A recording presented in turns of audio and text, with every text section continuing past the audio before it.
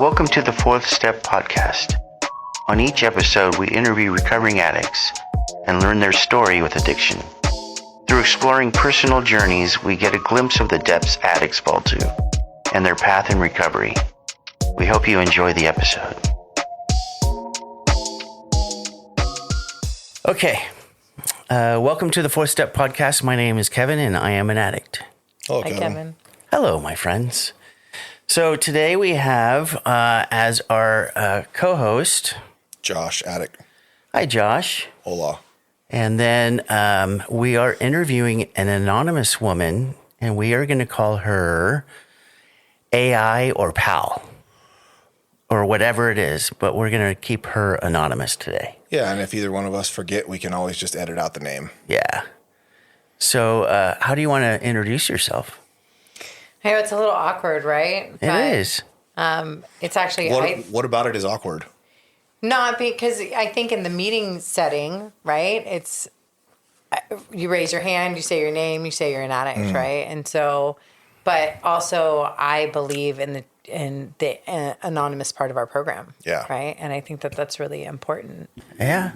It's safe. It is safe. Yeah. Especially Pretty with, safe. like sometimes the voice or the name Yeah. can give it away. And if you're in a professional environment and you don't want that stuff out, I can understand that. So on that note, I want to say that I really appreciate you being willing to do this. I'm honored that you asked. Yeah. Just been waiting. Well, because I know your story. And sometimes I don't ask friends.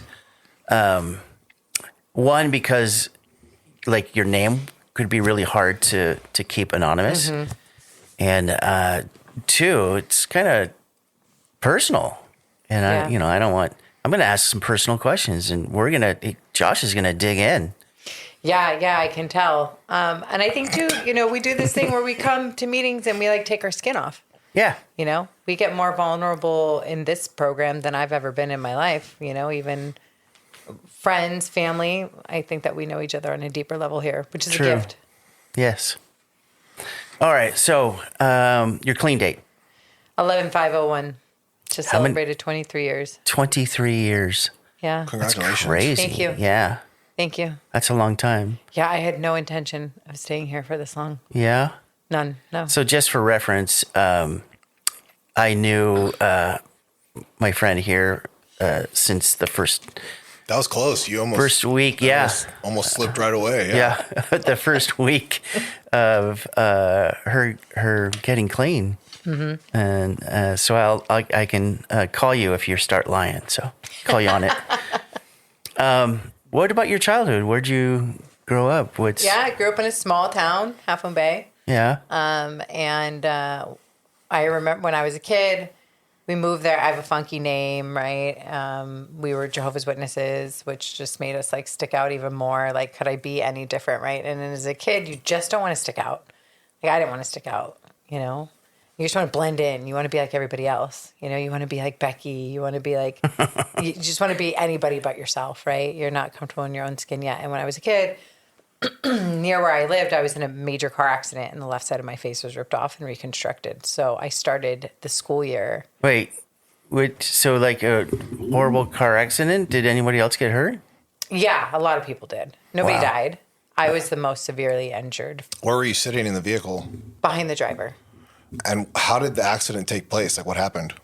My cousin was babysitting us and she was going to sneak us to Burger King with her friend, which was maybe a 10-minute trip. And we were getting out of the area in which we lived and getting onto the highway and got T-boned right there. Yikes.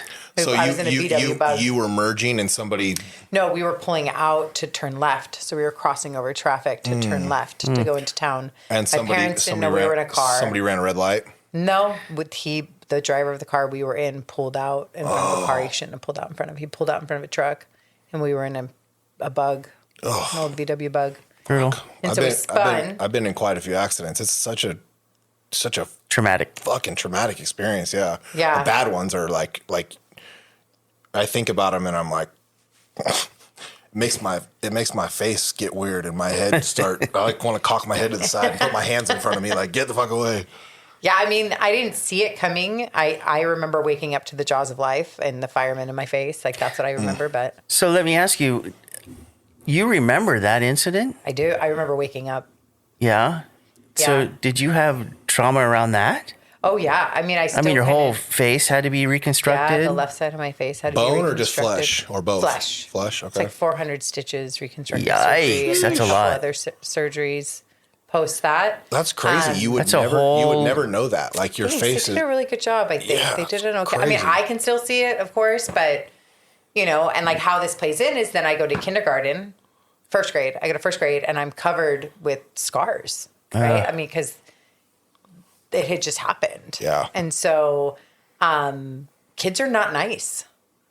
Kids are not nice. No. And I was called names and I was made fun of and I couldn't go to certain things. And when when there was holidays going on at school and my parents still had to take me because they had to work, I had to like sit in the corner of the classroom while holiday parties were going on because I wasn't allowed to engage Why not? because I was a Jehovah's Witness.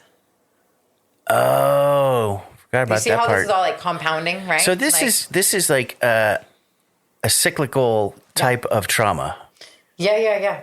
throughout your childhood. Yeah. Wow. Being different, feeling different.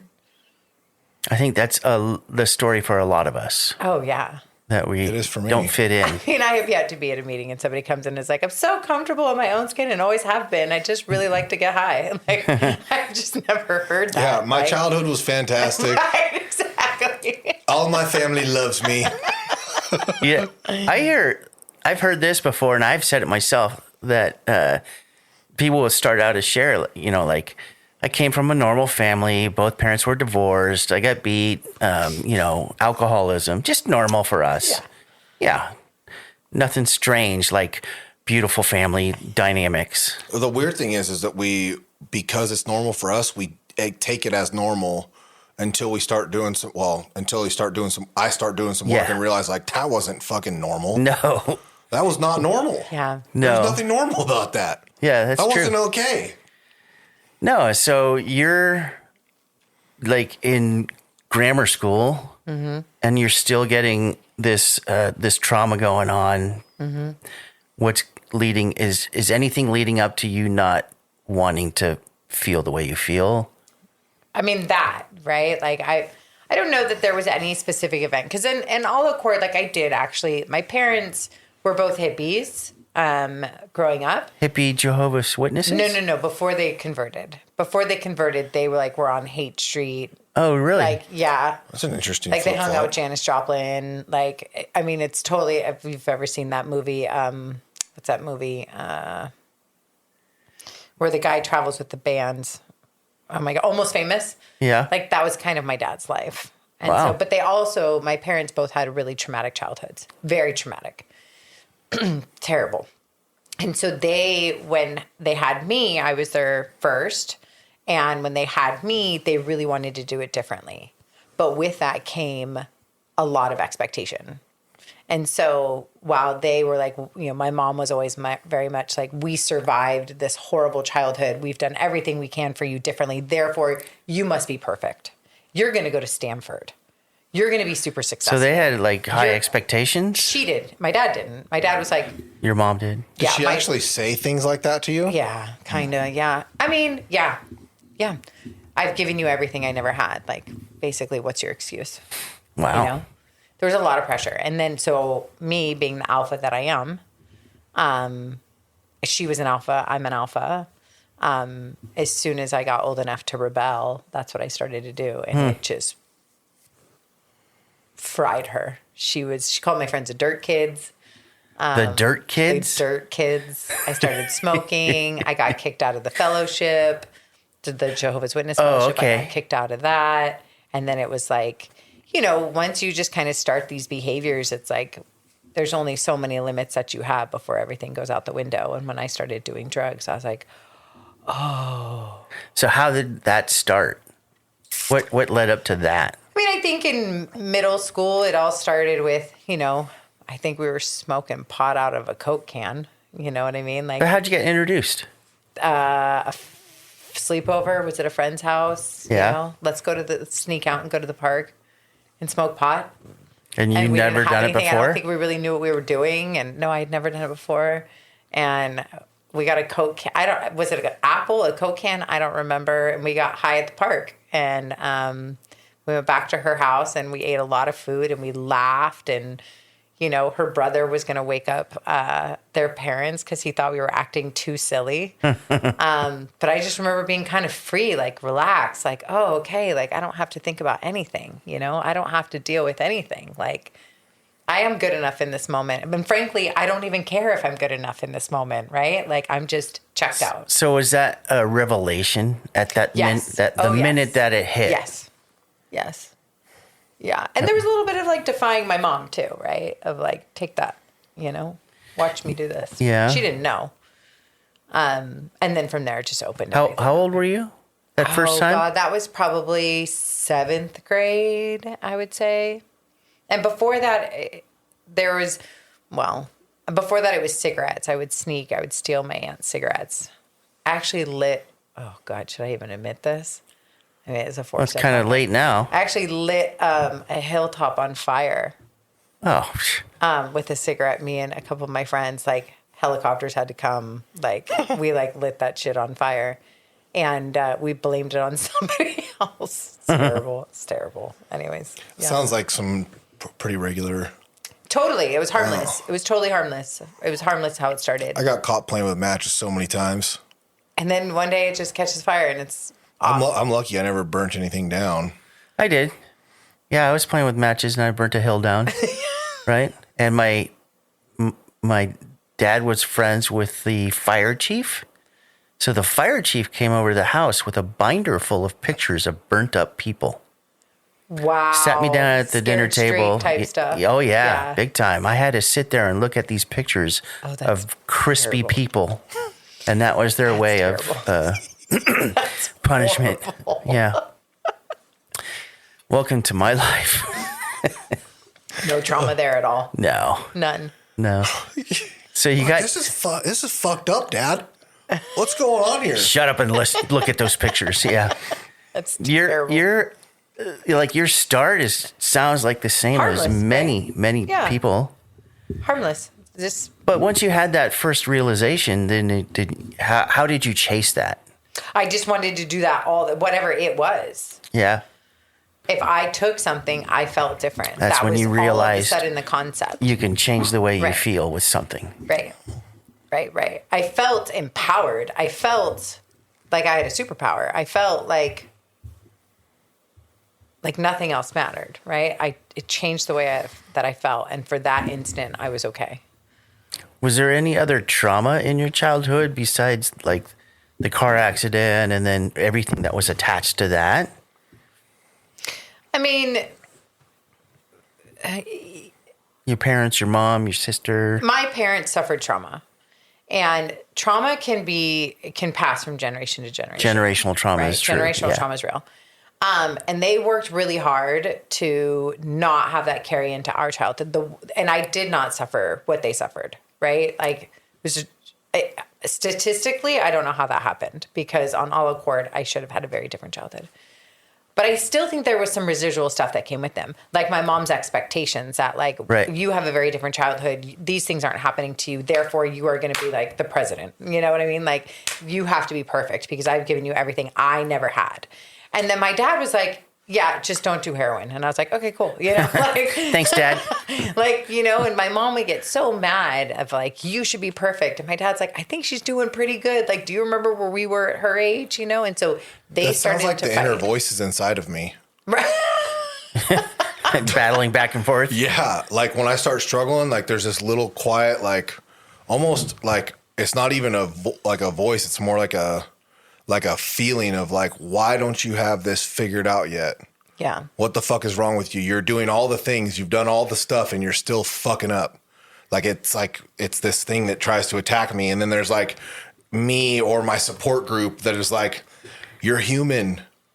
You were causing chaos for over a quarter of a century. You think that in a couple of years you're just going to reverse all of that? Like, Relax. yeah, like it's going to take time. Like, give yourself a break, all that shit, and then Put the bat down. yeah, it's crazy. Yeah, Yeah. the inner You're- battle. Yeah. So you you actually kind of latched onto that euphoric feeling, knowing that it's going to cover all those feelings up, and just chased it.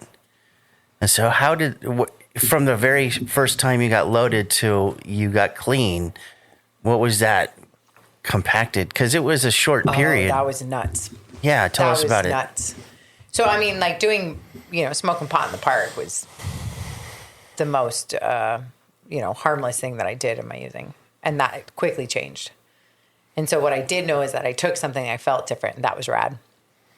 Then I was going to rebel to get out. My parents were also very strict. Like, I was the only one that had a curfew, and blah, blah, blah. So I had to get very creative. My window was my front door for many years.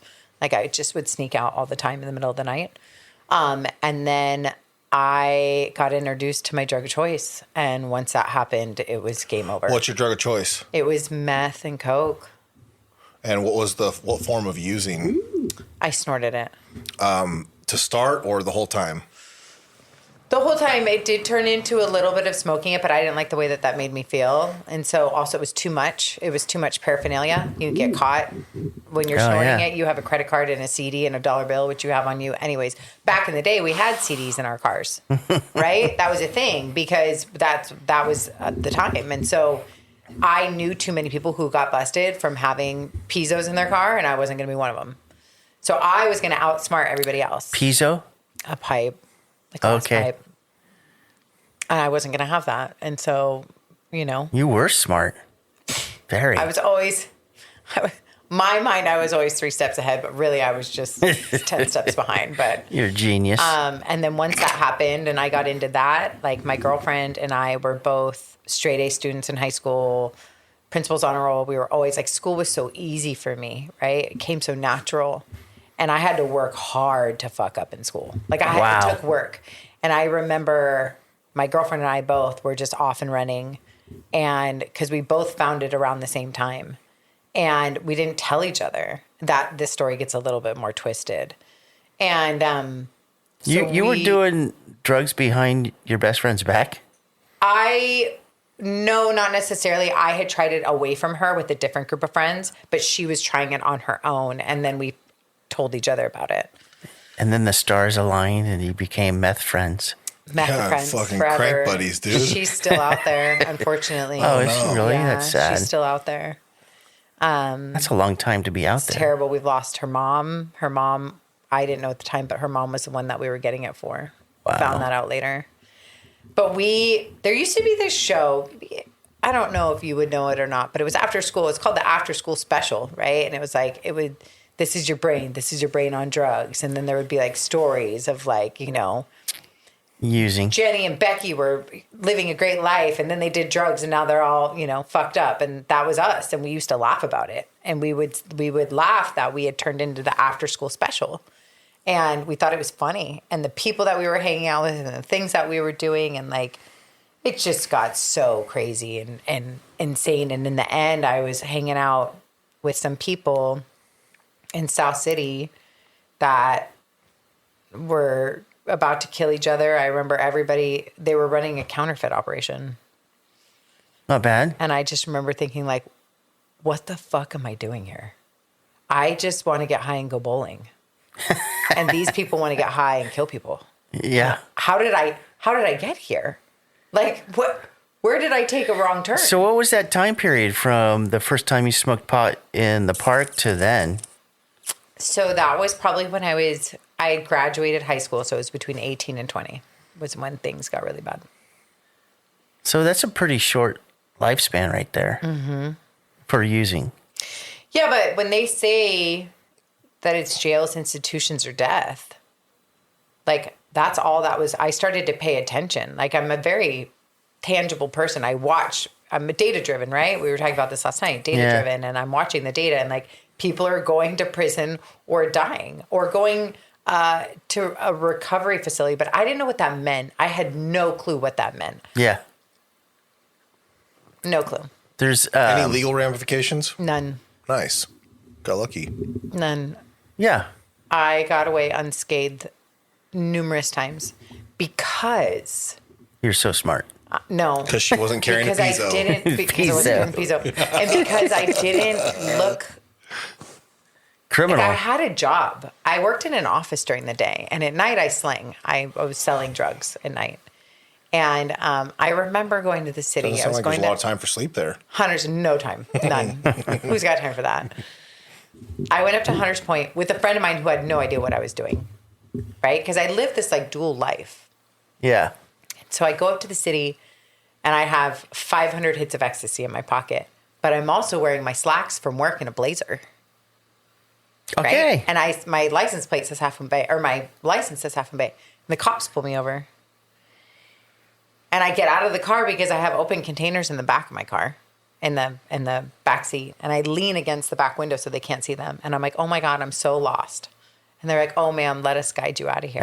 And I have 500 hits of ecstasy in my pocket because I was making delivery. And open containers of alcohol And in open your car. containers in the back seat. But I think because all I needed was one prior, and it was never going to be like that again.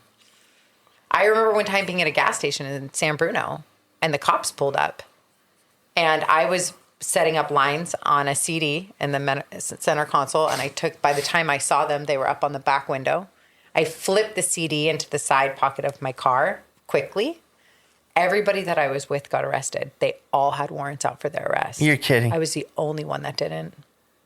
The only one. Did they search the car? They didn't. I was driving and I didn't have a record, but they pulled me aside and they were like, "Go home." Like, go home. You innocent little girl. Right? These are the I bad was people. in Tommy Hilfiger overalls, right? Remember back in the day? I don't know if you guys remember this, but anyways, I thought I was the shit. My little white tank top, like, okay. And I went and picked them all up from the station. When they got released?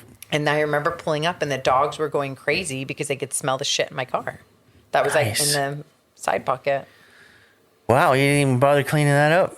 I mean, take all my people away. I had no idea what to do with myself. Jeez. You know what I mean? Yeah. So tell us about how you got to that point of desperation. Yeah, so this takes us to where you're about 20 then. Right. Counterfeiting, correct? All people want to kill each other. Is that where you had the realization, like, I don't want to do this anymore and got clean, or?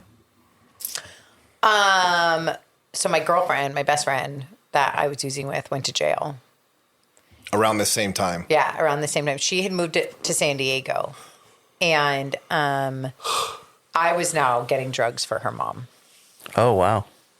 And so interesting, too, because, like, growing up, if I said I was going to go stay at this friend's house, there were no questions asked because their family was so prestigious in town.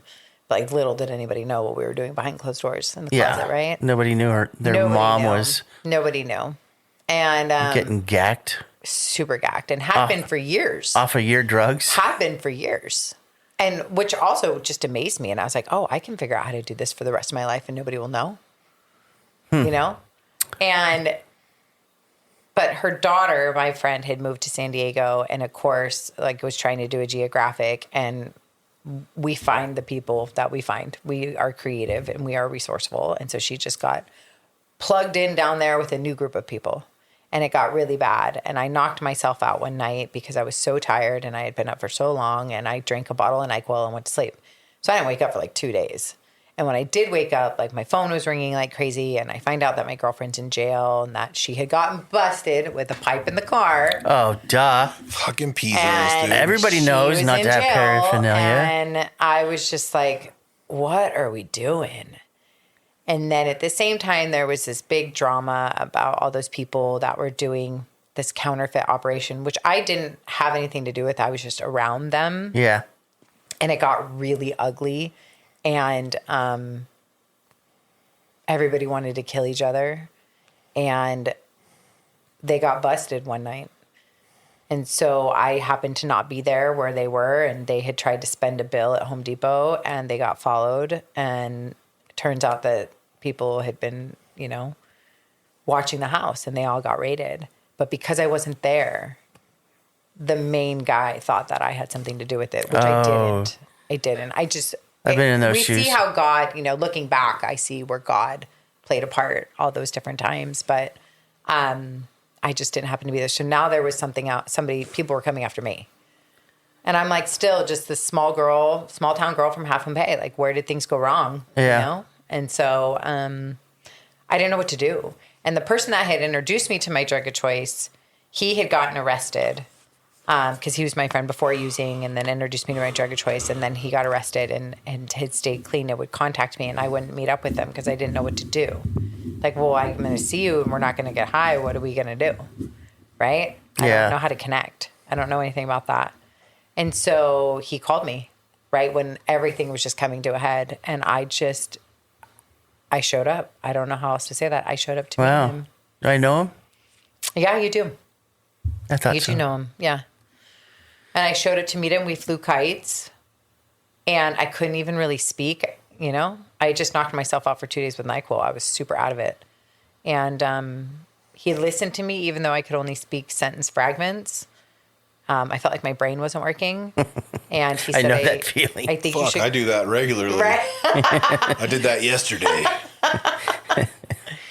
And he said, I think you should come to a meeting with me. And I was like, I'm too young for that. I was 20. I was like, I haven't used my own ID yet. He's like, you're a puker every time you drink. Like, really, you think your own ID is going to make that different for you? And I was like, oh, that's valid. And I went to my first meeting. What was that like? And where was it? It was a meeting. God, it's so funny. I remember my second meeting more. The first meeting was a young people's meeting. They had been kicked out of their facility. They were like in some sort of recovery home. I think it was in Redwood City. I think. And so they basically had the meeting out of a car because that's where all the literature was. It was just super dysfunctional. But I was like, I can get down with this. I can get down with this. I can do dysfunction. I can do chaos. And That sounds right, though. At that time in those spaces, all the young people were just off their rocker, yeah. nuts. But they were clean. It was almost like they were clean but living dirty. Yeah, I liked it. I liked it. I needed that. I needed that association. I needed that. I needed to be able to relate. I You get can it. find that just about anywhere. I get it. There was a big group of us back then. It was a huge group, and I remember listening to the readings, and I remember thinking that they wrote them for me in the parking lot because it was like, oh my God. You gotta they read Who's an identify. Addict and Why Are We Here? And I was like, what the hell? Finding ways and means to get more, jails, institutions, and death, you know? And I was just like, what is happening? How do you know me? Yeah. Yeah, that sounds like every person's identity, you know, when they come in. Yeah. That you actually took that to heart, though, right? Oh my God. Those readings, I try to be quiet at meetings when readings are going on, right? We get so used to hearing them, they become part of our daily life. But for that newcomer that's sitting in that room that's never heard those readings before, it's life-changing. Changed my life. That's great. But I wasn't willing to admit that I was an addict. I thought I just needed to dry out for a little bit. Yeah. I thought that things had just gotten a little too heavy. I did that too. That's what I felt like too. It was like, this program isn't going to, I just need to quit doing drugs. But I was scared that if I didn't have anywhere else to go. Like I knew enough to know that if I was around the people, places, and things that I was going to get loaded. And I knew that if I got loaded, I was going to go back to prison. So like, I just was like, this is at least a safe place, but I'm different. Nobody steps and nobody's going to tell me anything about myself that I don't already know. Yeah. Yeah. Terminally unique. Yeah, for Yeah. sure. Smarter than everybody. Yeah. Oh, yeah. Yeah. Hella smart. Yeah. Wait, did you? I never got arrested. Did you ride around with a Pizzo? Pizzo. A Pizzo? Pizzo. What the hell? I did, yeah. I read You've around. heard this term, right? I have, yeah. I rode around with a little bit of Pizzo. everything. The last time I got arrested, I had Yeah. like So 4 you weren't different really that. substances, You weren't as smart as paraphernalia. our friend here. No. That was good. Yeah. Yeah. Your friend what? Arr? You weren't as smart as our friend here. Move on. Everybody move on. We have like this question when you get to this point, right? Your first meeting, your Yeah, second meeting is what fears did you have coming here? Never using again. Yeah, well, tell us about that. Yeah. Never using again was like, remember, I was looking at my friend's mom who had figured out how to be on the PTA and have dinner parties. They had celebrities at their house and she was using in the closet. Using Meth. Meth. And so I thought that I just needed to figure out how to do that. And so now you're going to tell me that I'm never going to use again, ever? And then I have to feel feelings? Yeah. I didn't even know the feel feelings part. I just knew that you were taking away. You had to find out that is not the case for everybody. Like being able to use like that is not like common, like where someone can like use and Yeah, function. like that's almost unheard Yeah. of. She ended up dying in a hotel room by herself of a brain aneurysm. The last time I saw her mom, I saw her in jail when I had 5 years and I went in there with H&I. Oh, so it really didn't work. No. It was disastrous. It was a I told her. fallacy. It just appeared that way. You were a young Correct. kid. I mean, she had been maintaining it for 20-something years, but That's crazy. everything comes to a head at some point. Yeah, true. So it was interesting seeing her behind bars when I went in there with H&I. Wow. Yeah, it was wild. It was wild. That's pretty heavy. It was really heavy. So what other fear? Or like, do you have more about that fear of never being able to get loaded again? Or how did that change? Did I have more fear? No, I just remembered thinking my biggest thing was like, how do you live? Yeah. If you're not finding ways and means to get more and getting high, how do you live? How does this work? I don't know. How do we do this? I have no idea. I've created a big mess, right? My family wasn't talking to me. They were super angry at me. I had really cut people that were close to me out. I was only hanging out with people that were using. Who was I going to be? Who are my people? I don't even have people. Those people weren't even really my people. Where am I right now? Right? Like all of that was just, Yeah. I remember looking in the mirror and being like, who the fuck are you right now? Who are you? But I remember your first, introduction, but you kind of clicked in pretty quick. I had some people that I knew from the town I grew up in that had been going to meetings for quite some time. So they grabbed me and pulled me in Yeah. right away. Right away. They Under the grabbed me wing. and pulled me in. Yeah. Yeah. And so you kind of just, all you had to do is follow along. Correct. That's exactly what happened to me too. I had Yeah. knew a couple people, and when I got there, they just put me under their wing, and I just had to follow along. Yeah. I thought it was stupid. I thought the whole thing was stupid. Getting and clean. Did you have meetings? All of it. I my pride and my ego is like, this is fucking dumb. I don't want to be here. This is stupid. But there was also a scared little version of me, like a little terrified, traumatized kid that was like, you're going to die, fool. Yeah. You're going to die. You better try something. Yep. And so like I went like begrudgingly. And then like I went because of a relationship. Like my girlfriend at the time was like, I'm not going to see you unless it's at a meeting.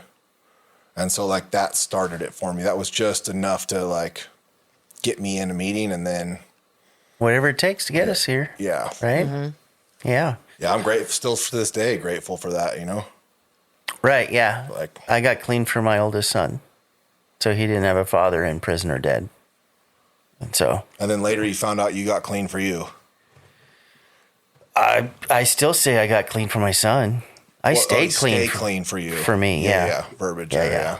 Yeah, if it wasn't for him and me coming home and seeing this little toddler and thinking like, because at that point, I didn't care if I died, honestly, but I didn't want him to have no dad.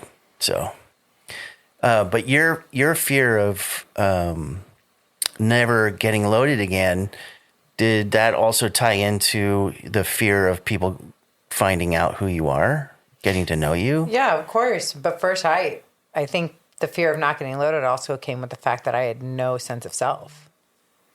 Yeah. Like none. No sense of self, like you didn't actually know who you I were? had no idea who I was. Yeah. I know who they needed to be at work. I knew who I needed to be when I was off of work and I was hanging out with those people. But I didn't know how to be alone. And I didn't know how to look in the mirror. And I didn't know myself at all. Did you utilize like a phone list, or like, were you invested in it at any time, like early on? No, I didn't raise my hand. I was looking for the person in the room that was dealing the dope because I thought there was no way if you all had the disease that I didn't know that it was the disease, right, at that time. But if you all use like I did, there's no way we're just all hanging out here and there's nothing going on. Yeah. Like there's something going on somewhere and I'm going to find it. So that was my mission. Yeah, I want to be a cool kid too. Right. Not even cool kid. I want to know where the crack is in the system. Right? And manipulate this to work for me. Sure. And so I looked for that for a long time. But I also still felt like I needed to dry out. Like in my mind, I thought that I needed to just not get loaded for like a month so that I could like then find the right cocktail, right? Yeah. Like if you do a little this on Monday and a little this on Thursday and make sure you clean it up by Sunday, like that's what I thought I needed to get back to. And I felt like I had let that get out of control and I could control it. I could control it. That was what I was telling myself. But I'm just going to hang out here for a little while because these people don't want to kill me and they give me cookies and coffee and they take me places. And so like, it's chill, but like, I'm just going to do this for a minute. That was my idea. Hey, so you never had coffee before, huh? Oh my God. That and I had never had an energy drink before. I had coffee. You had never had coffee? I had had coffee. I worked at a coffee shop. But I'd had coffee before, not to the extreme that we do it in recovery, but I had never had an energy drink Or meeting before. coffee. In the beginning, meeting in the coffee's beginning of different. meeting coffee, you eat it. Coffee tar. Yeah, you don't give it drink to you with the coffee. spoon. It's like you a fucking eat it. stew. Yeah. Yeah. It's awesome. Yeah. So there's You could fold it, take it out and play with it. there's this part of like your beginning story that you were like very, very innocent, like naive of the actual facts about like getting clean and staying clean in the program and all that stuff. So where did that change for you? In the program or before? Yeah, when you first got clean. Being naive. I think that, well, like I said, first I wanted to manipulate the program to work for me. I didn't really want to work the program. Yeah. Right. I wanted to find somebody that was going to work the steps for me. I wasn't going to raise my hand and admit that I was a newcomer. I wasn't really bought into it. And so, because I was skeptical, right? I thought everybody was full of shit. I think in that first year, what I remember, there's a couple pivotal moments, but I kept waiting for this time that we were going to, because there was a really big group of us that were hanging out back then, right? That were all super young and dysfunctional. It was awesome. And so they would drag me to events. They would drag me to meetings, which was great. I'm really grateful for that. And we started to go out of town. I got clean in November. Snow season was coming up and they're like, we snowboard, therefore you snowboard. And I was like, no, I don't do shit like that. That doesn't happen. They were like, get in the car. And I was like, I guess we're going. And I didn't have a choice because they were like, if we leave you here and we're all gone, you're going to get loaded. We don't trust you. Get in the car. So I got in the car. And I remember leaving town and I thought like this was going to be the moment that they were like, oh, now that we're away from everybody and nobody can see us, because I had no sense of integrity or morality or anything, right? Dignity. None of that existed for me. Yeah. I thought this was going to be where they're like, yeah, this is where like our sponsors can't see us and we get high. Right. And they busted out a just for today. And I was like, fuck. Like, come on. Nobody is watching, you know? And I realized that they were doing this for real.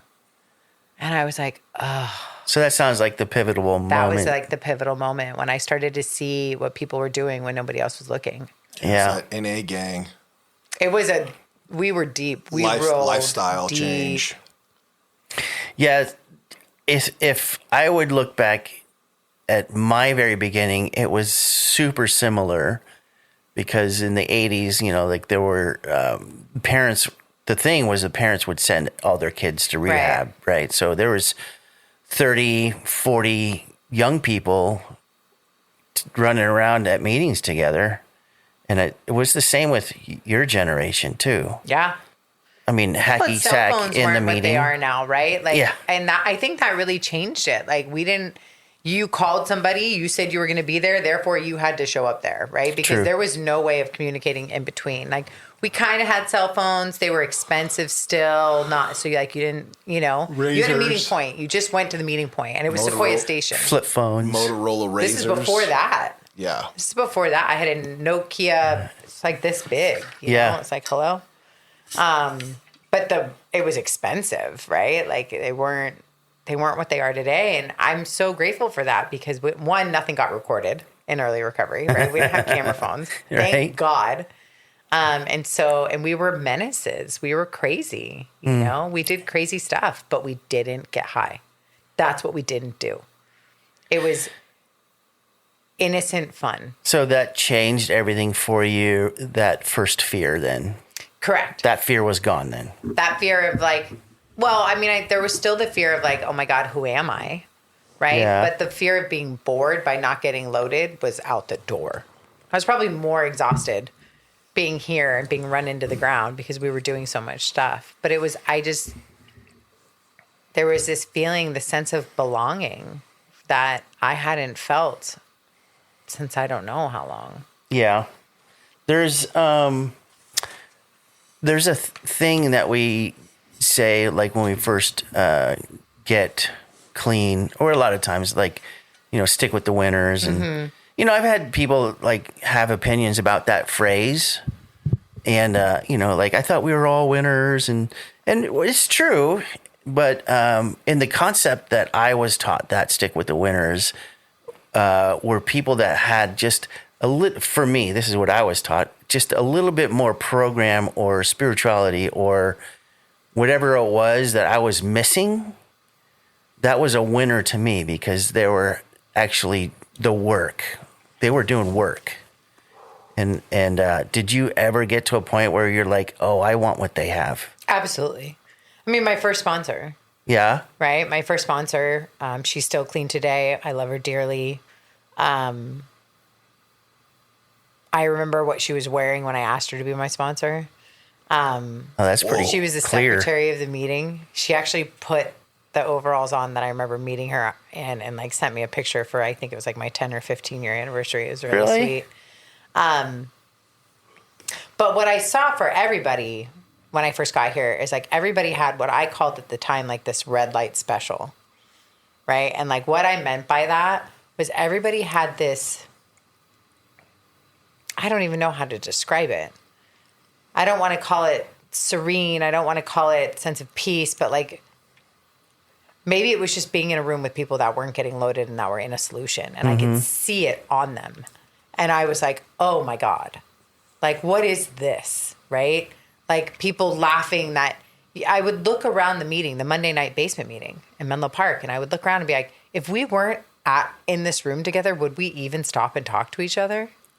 Right. Like we have this common thread that ties us and everybody seems okay with it, right? Like everybody just seemed content. And I was like, what is that? Because my life was turmoil. that magic. It was, yes. And everybody had it. And I wanted it, right? Like, Yeah. how do I get that? And so they told me I had to like do these things called steps. And I had no idea what that meant. And I had no interest in like working that stuff. I wasn't like, oh yeah, I want to get healed. Like, no, I just wanted to be cool. And if that's what the cool kids were doing, then I needed to do it, you know? Yep, I get that. So up until this point, you talked about your childhood and the trauma. Yeah. Did you carry shame and guilt into recovery? I mean, Did you have shame and guilt? of course I did. I still have shame and guilt. Right? Yeah. I still can resort back to being that person who has shame and guilt. Do you remember having that, getting to the rooms? Absolutely. What was that about? I think the shame and the guilt was more around like things that I had done when I was out there. Mm-hmm. I think we carry that in here because we don't come in here working a 4-step. You know, it's not like you're day one. They're like, hey, welcome. Let's talk about all your deep, dark secrets and shit. And you like Yeah. have a panic attack in the parking lot. And so I think a lot of it was about the hurt and the shame that I had caused my family, how I had shown up to things. And so, yeah, I did carry that in with me. What was, just for like an example, just name one thing that you had shame or guilt around. If you could think of something specific. No, I can think about it right now. I know exactly what it is. My grandma was retiring and I showed up at her retirement party at this mansion in Atherton, super high.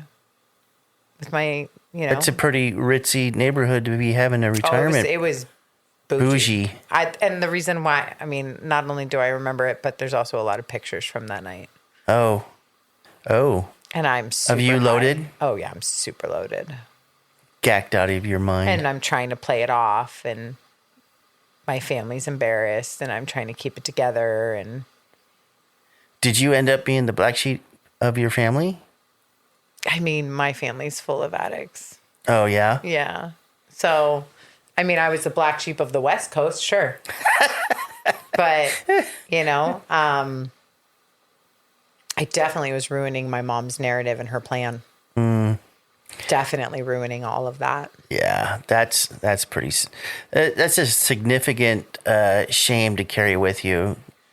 You know, because of it helped you realize that getting loaded took that away, right? What about consequences from your past? Did any of them like carry on into recovery with you? You know, I was really lucky because I got clean so young, and because I never got arrested, or, you know, there weren't I didn't have any legal consequences, to be honest. There was things that I definitely like lived beyond my means and thought I was kind of a badass.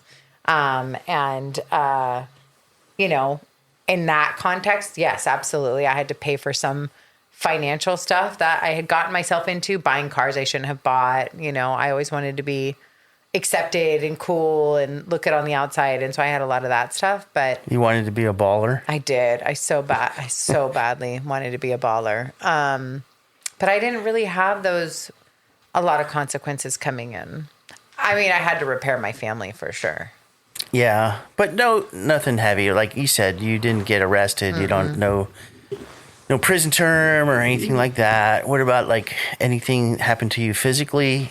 Consequences that you I mean, know? other than being like a size 0, I was tiny when I got here. Yeah, I was tiny. Yeah. size 0, is that tiny? I was, yeah, for, 100 pounds? yeah, probably. Yeah, I was tiny. I was not healthy.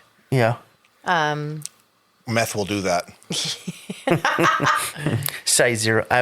Well, what's 130 pounds? That's how much I weighed when I got clean. That's probably small for you too. Yeah, Yeah, that's pretty. yeah, I was pretty small.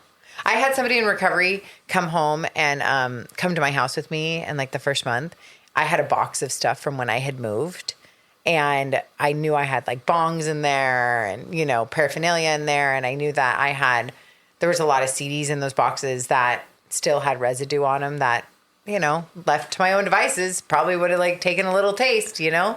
Yikes. And she was pulling out my clothes, and this was just in the first 30, maybe 60 days.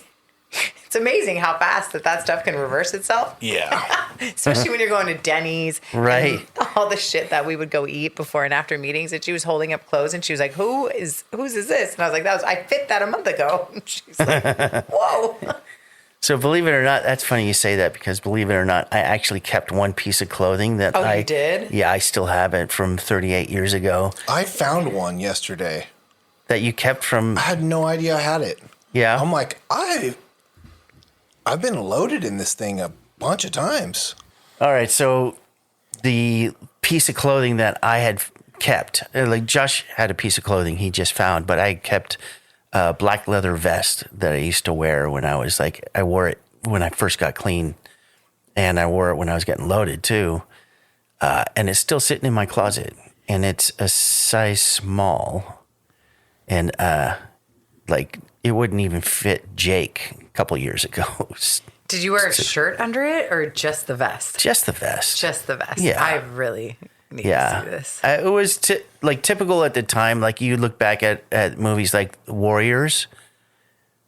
You remember Warriors? Yeah, like that type of, you know, clothing. That's what we used to wear. Anyways, there was a part in your story where you talked about your mom and how she controlled you and all that stuff. So what resentments did you carry for a long time that you still had when you got clean, or that you've overcome? I think that Also, I'm going to throw another question in there too, Yeah. just so I don't forget. What's your relationship with your mom like today? that's a good one, Josh. He doesn't know. He didn't know, yeah. So I think when I first got clean, I wasn't overcome with resentment in the beginning, right? I think that I was just grateful that I could have, like, my family means a lot to me. Yeah. And I'm actually very proud of my parents, right? Looking back and looking at the childhood that I think I probably should have had that I didn't have. And so if there was some generational trauma that came in with that, you know, I've been able to work through that. I think the resentments that I had a lot were against organized religion. I thought that played a really big part in how yeah, my good one. parents controlled me, was because we were in this very strict religion that they felt was the truth, you know? Therefore that kind of dictated a lot of the decisions that they made when they were parenting me. Do they still feel that way? So my mom is gone. She's been gone for 16 years. She died Okay. of cancer. And my dad is back being a witness again. But when you're an adult, you get to do this thing called having boundaries. And so we just don't. She's clever. Yeah. We just don't talk about it. Like, I don't want to talk about it when he starts to push it on me, and he's back to being a witness. However, I was just having this conversation with my sponsor this morning, which is that I have a different understanding and respect for the religion. Not respect. I have a different understanding of what it's filling for him. Right? Like, coming to the rooms of Narcotics Anonymous and finding my people in my family, like, that's his community, you know? And so there's worse things that he could be doing. But I do have a very hard boundary with him in that area, you know? And so I would say that was probably a lot of where my resentments were stemming Would from. you say that, and I only ask this because I practice boundaries with my parents as well. Mm-hmm. And that's why I asked about the relationship with your mom today. I'm sorry to hear that she passed. I didn't know. Like, also relating to the control and the like similar sounding upbringing as far as that's concerned, the dynamic there. Would you say that the boundary? Thank you. Was the boundary that you hold? This has been relevant for me. Is the boundary that you hold with your dad or with yourself in relation to how far you allow yourself to be? Like, do you out loud have to tell him hey, we're not talking about this, or does there a certain point where you stop? Does that make sense? Both. Okay. It depends on how my dad also suffers from mental health, and so he can get kind of on these tangents. Yeah, he can go on these tangents, and so when that's happening, I have to pause and be like, Dad, I'm not comfortable talking about this. I'm really glad that you found this for you again, and that this is really what you need, but it's not what I need, right? And so in order for us to have a working relationship, I don't want this to play into it. I'm not going to be showing up in that area of your life. Whichever kind of boundary is needed is what you use. Right. Yeah. Right. And so I'm sorry, there was one or the other, and do I say it out loud? And then there's also this part that and this happened on my way up here to, when I was coming up to visit, that he kind of goes on these rants, and I have to just change my expectations or not have expectations about what I am or I am not going to get from him, And so, we have to meet people where they're at. And I love my dad, but he's not the person that I go to if my ass is falling off. I have people, I have my family of choice, and those people are here in Narcotics Anonymous for me. And that I didn't know when I got here. Yeah. I just didn't want to use drugs. That's all. That's and I interesting. wanted to do some dysfunctional shit because I was 20. And when you're 20, you still want to be crazy. Right. And so the thought I'm of 36 and I still want to be crazy. now I'm just tired. I experienced that too. We were out to dinner till 9:30 and I was like, this is late, guys. What's super special for me, and this is a little off topic, but I was able to watch and witness you grow. You grow up.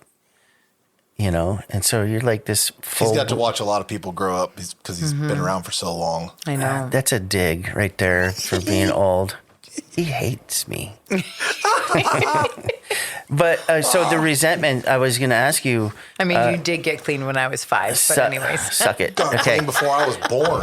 Okay, stop. Oh, sorry. We're talking about her. I was just stating some facts. You have like that resentment for a specific organized religion. Mm-hmm. Is it still today? No, I don't think so. I think I only get a little resentful. Well, it gets blurred, right? Because it shows up in my dad. And so it's like, do I resent my dad or do I resent what this Right. organization is like stuffing down his throat, you know? And so, It's but hard. I also, on this flip side of it, have this like understanding, like they do think that they are trying to like spread a good message and, you know, so it gets blurred, but Doing the best that they Yeah. can or know how Yeah, to do yeah. the thing. Yeah. yeah. And when you say they, are you talking about the organized? organization. Yeah. Yeah. The organization. Yeah. I still get super creeped out by organized religion though. Super creeped Yeah, out. I mean, you know, we have friends that like attend church every Right. Sunday, and you know, they have like a lot of faith, and which is great. And then for me, it's like, That right there, that part for me. 'Cause Yeah. it might be the thing for them. They might look at, or I'm sure that anybody, like, I'm spiritual. So like my higher power is like roughly defined. Like it's this thing that exists that I'm fully aware of and that I have full faith in, but it doesn't look like anything specific. It's there. I feel it. I know it. I have a relationship with it. And somebody else, Jehovah's Witness maybe, might look at it like that's fucking weird. Like he's just doing the best he can or whatever. So I just when I say for me that for me, fits, that's right? That's important. Yeah. Yeah.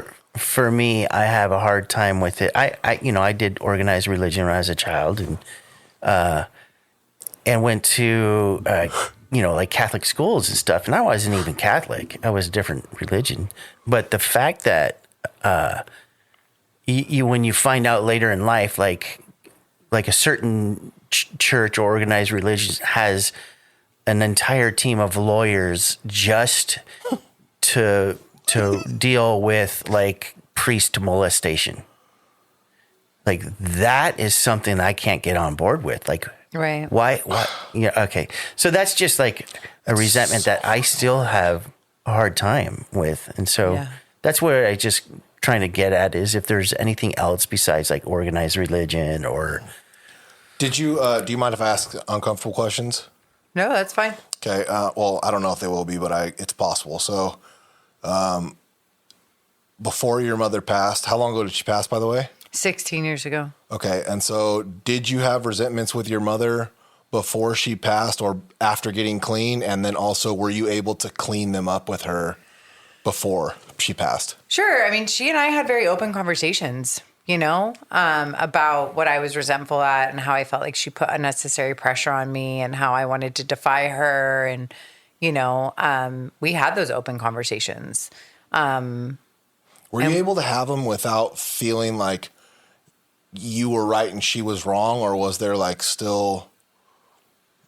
Without feeling, yes, I believe that we got Like there. it My was mom just- and I it were was very, just my mom and I were information. very close when she passed. Well, I mean, I that's helped cool. her. Yeah, we were very close. We have a very close family, that, and even like with my cousins and my aunts and my grandma, and like we're also very female heavy on that side of the family, right? Oh, yeah, no there's males. a lot of females. God be with the men who marry themselves in, but so we're very tight.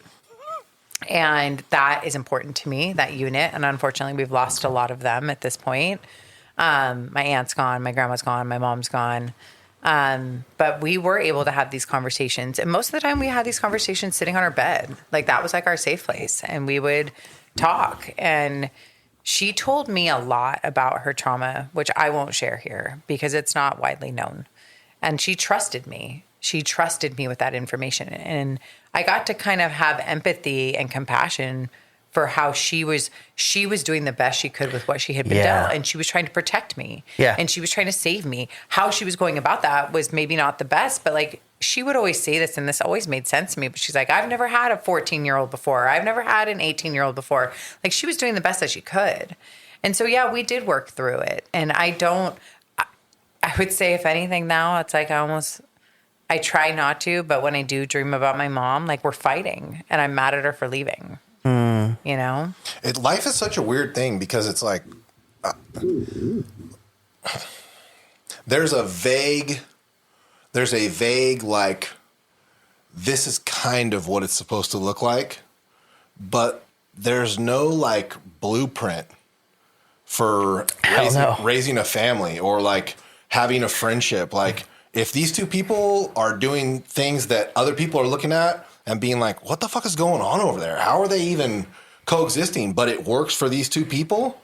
Like, who's to say that it's right or wrong? So and that correlates to families too. It's like your mom, like the way that you were raised, the way that I was raised, the way we all turned out the way that we are because of our experiences and all the things that we went through. So it's really I found that my resentments with my parents were somewhat based off of a comparison to what I wish it would have looked like instead of what it was, because there really isn't anything.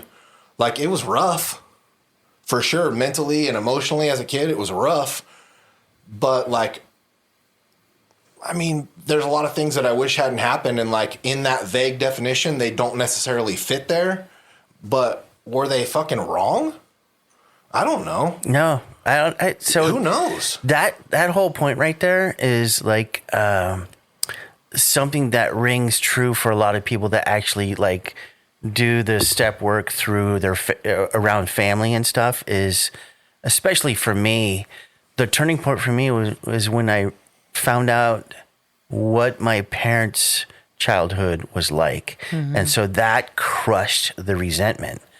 You know, I really, had a terrible childhood, and for many, many years I blamed it on my parents until I found out what happened to my parents in their childhood and so on, and it gave me a little bit of compassion and understanding, and it's like, it's so cool that you were at a spot that you had those principles, that you could practice those principles. Yeah.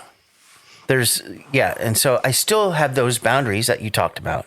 Like, I'm still not going to allow myself to be treated the way I was treated as a child, but I'm not going to hold a resentment and hate you for it. Yeah. So was there any other resentments for you? That's about it? No, I think the Jehovah's Witness thing was always, because I think that was what they were using as like their moral compass and their guiding star for their decisions around parenting. And so I had a really hard time with that. And I just never felt like I was able or supported to let my true authentic self shine through. So for example, when I was young and, we had PE during school, I was like a star athlete in PE, and like the volleyball coach and the track coach and the cross country coach, they would all go to my parents and be like, we really want her to play sports, softball. Like she's really athletic. Like we really want her to play sports. My parents were like, sorry, it impedes on our studies. So like as Jehovah's Witnesses, you're not allowed to play organized sports. I had no idea, because really? it takes away from your time with the organization, right? Like, because I had to go to, it's not called church, it's called Kingdom Hall, but I had to go Tuesday, Thursdays, and Sundays. Holy Tuesdays crap. were an hour, Thursdays were 2 hours, Sunday was 2 hours. Then you had to go and knock on people's doors. And then I had Bible studies in between. It gives me anxiety just to think about that. Yeah, me too. And let me tell you, on Sundays, I still feel guilty, like I'm supposed to be somewhere. Still, to this day. Really? Yeah, oh yeah. Wow. And I hate the holidays because I feel like I'm always doing it wrong.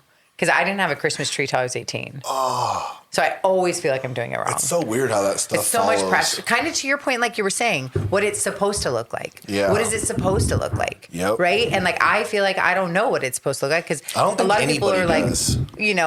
the traditions that we brought over with I'm like, I don't have any traditions. Anyway, I'm just doing the best I can here. Like, whatever. Give me a break. And my daughter and I, probably shouldn't, but I'll my get daughter that. and I have figured it out, right? Of like what it is for us. And like, and we've had these open conversations about this, about like what it is and what it isn't, and just doing the best we can. And so We've had that conversation with kids too. yeah.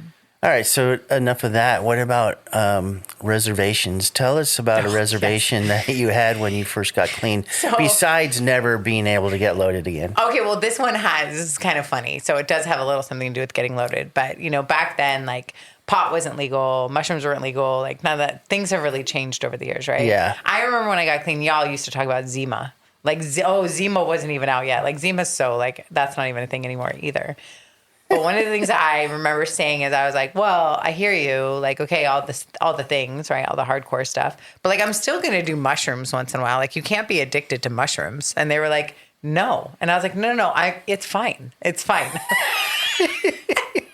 And like, little did I know really? that, like, all these years later that they were going to be legal and like everybody's doing them. But whatever. That was kind of a reservation. Makes it weird. What makes it weird? All the shit being legal. It does make it weird. Like, it makes it, yes. They're legalizing all these different forms of therapy and all this shit. I'm like, microdosing. yeah, and microdosing's huge right now. That might be nice. Yeah. Like, Yeah. fuck. Yeah. No. Yeah, no, I know. Not for us. Yeah. I'm just saying, like, that doesn't mean it doesn't cross my mind. The other thing that really trips me out, this happened to me just recently, is that like when I used, I was tight-lipped about it. Like if you weren't there in the room, I was not talking to you about it. Like we didn't talk about it. It was definitely something I carried a lot of shame and guilt around, and I hid from people. Wow. And I, even when I saw people and I was loaded, we'd have to figure out some way to ask each other if we were holding without asking each other if we were holding. Like it was this weird You dynamic. didn't just walk up to somebody and say, "You got any?" No, like if it was a person that I shit. used with, right? A friend, quote unquote Oh, friend. gotcha, yeah. And I have some of these people that are clean now on the other side, and we talk about it, right? About like how we would see each other and be like, "Hey, what's up?" You have to like find a good opening to be like, "So, like, you still doing shit?" Or like, you know what I mean? Yeah. Because you weren't just. It was not talked about. And so I was at the gym of all places recently, working out with some people that are like super fit and like, all about fitness. And they were talking about like, oh yeah, I went to a concert and we ate 4 squares. And I was like, what squares? And they're like, oh, Charlie, it's mushrooms. And I was like, oh, we just talk about this now? It's just out there now? Like, yeah. Like this is the thing. Like there's no shame. There's no guilt. There's no hiding it. It just was so, and I was like, God, like, it's so different, it's so different. People were walking around handing out their mushroom candy squares at the last concert we did. I just saw on Instagram. It came up and like, hey, you want a microdose? And somebody's like, don't listen to him. That's a macro dose. And I was like, no, I don't want anything. I don't want anything at all. I just saw on Instagram there was an Instagram ad for Blazing Brush. Remember the paint nights? And it'd be like, wait, who are paint? you talking to? What when do you say remember the... Well, they used to, I don't know, your wife probably did these where you would go to like a paint night. They would show you how to paint a picture.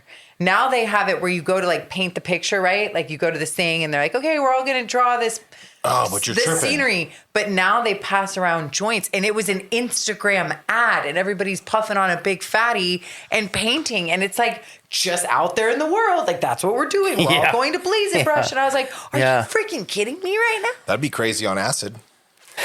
I never did that. Okay. Everybody's like, what are we painting again? Who am I? Yeah. Am I using my fingers right now? Yeah. Or is this a brush?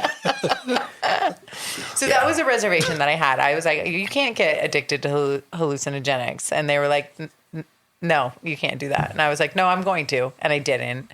So that was a reservation. What other? I had a reservation about being so young, right? Being so young and like not using ever again. Like, yeah, like you didn't get a fair shot to fuck it up. Right. And like the people around me that were making it so attractive by getting arrested or dying or, doing federal time. Like, what? So that wasn't attractive either. So I was kind of stuck in a pickle of like, well, do I go back out and then come back in when it gets really bad? Because it can get worse. I knew that. I knew that it could get worse. Well, you hadn't caught a case. All of those yets were just waiting. Yeah. I knew that. And you guys told me that. And I was like, that's going to really fuck up my high if I get loaded again. And so I just, out of fear, didn't. I witnessed some horror stories of like, especially young women that go back out. Yeah. and they hadn't had the consequences that a lot of other people had, and they come back in and they're like, you know, they did 4 years, got raped, you know, all this other tragic stuff.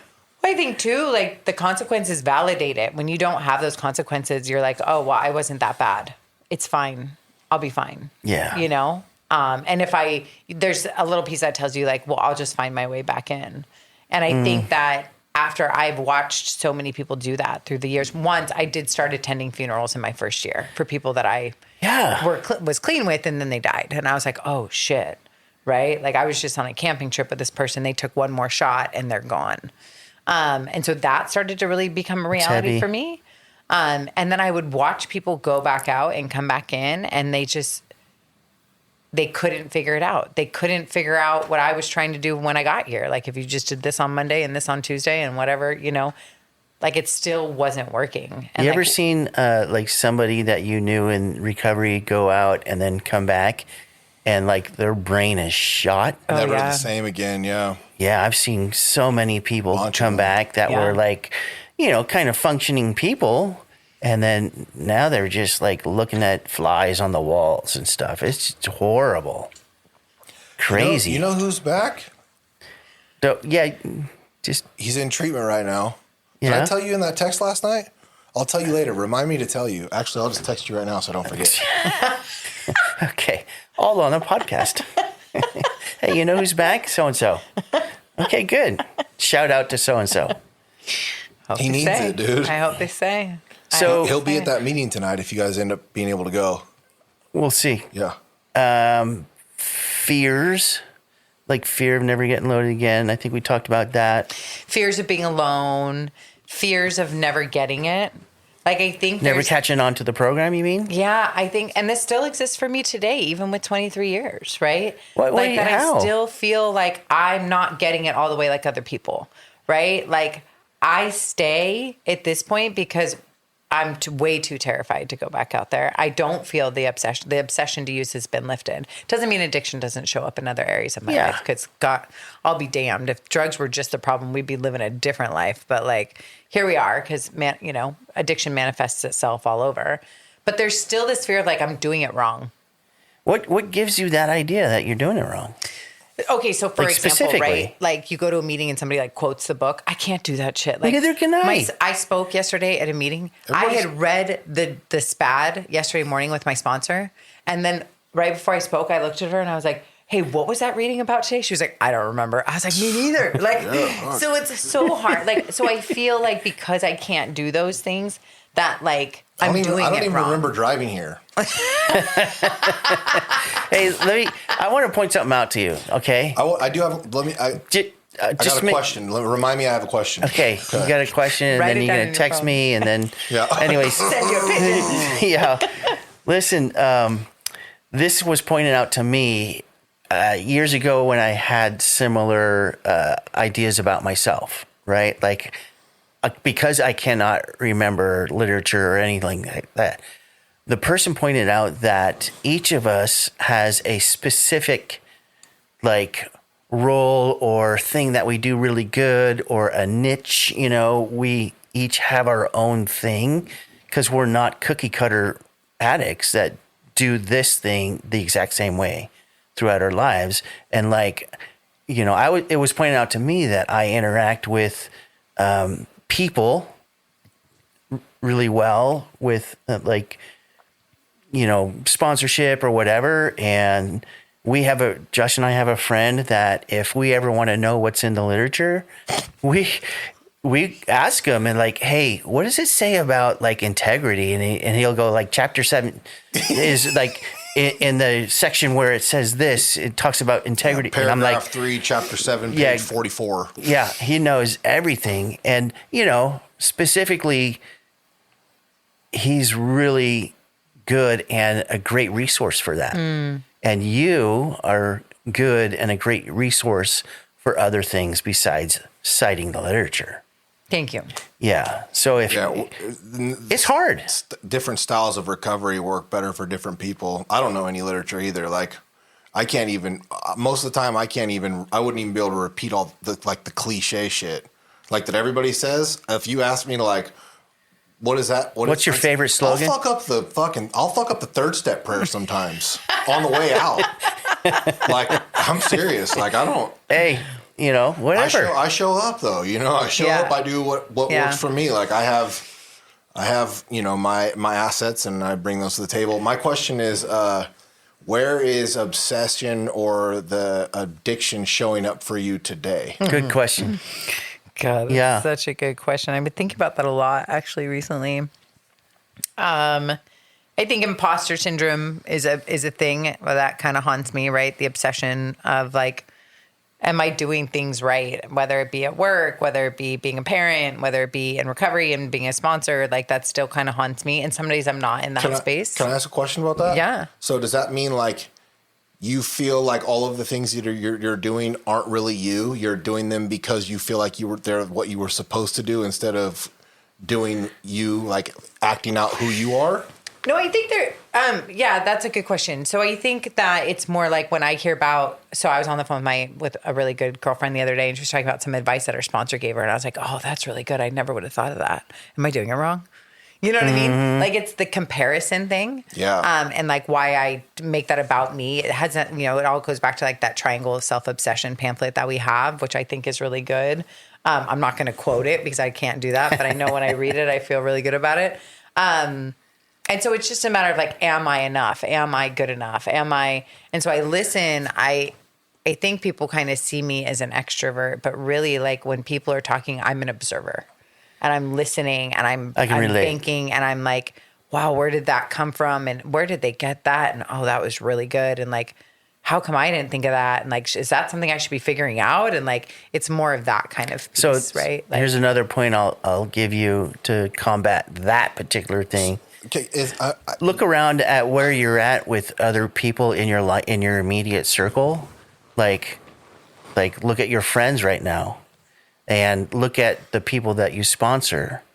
They're attracted to you for the reason that you are who you are, right? So you have a quality that's attractive. You are attracting people. So the ego and false pride is you getting outside of that and thinking, oh, I'm not this, I'm not that, I don't have that.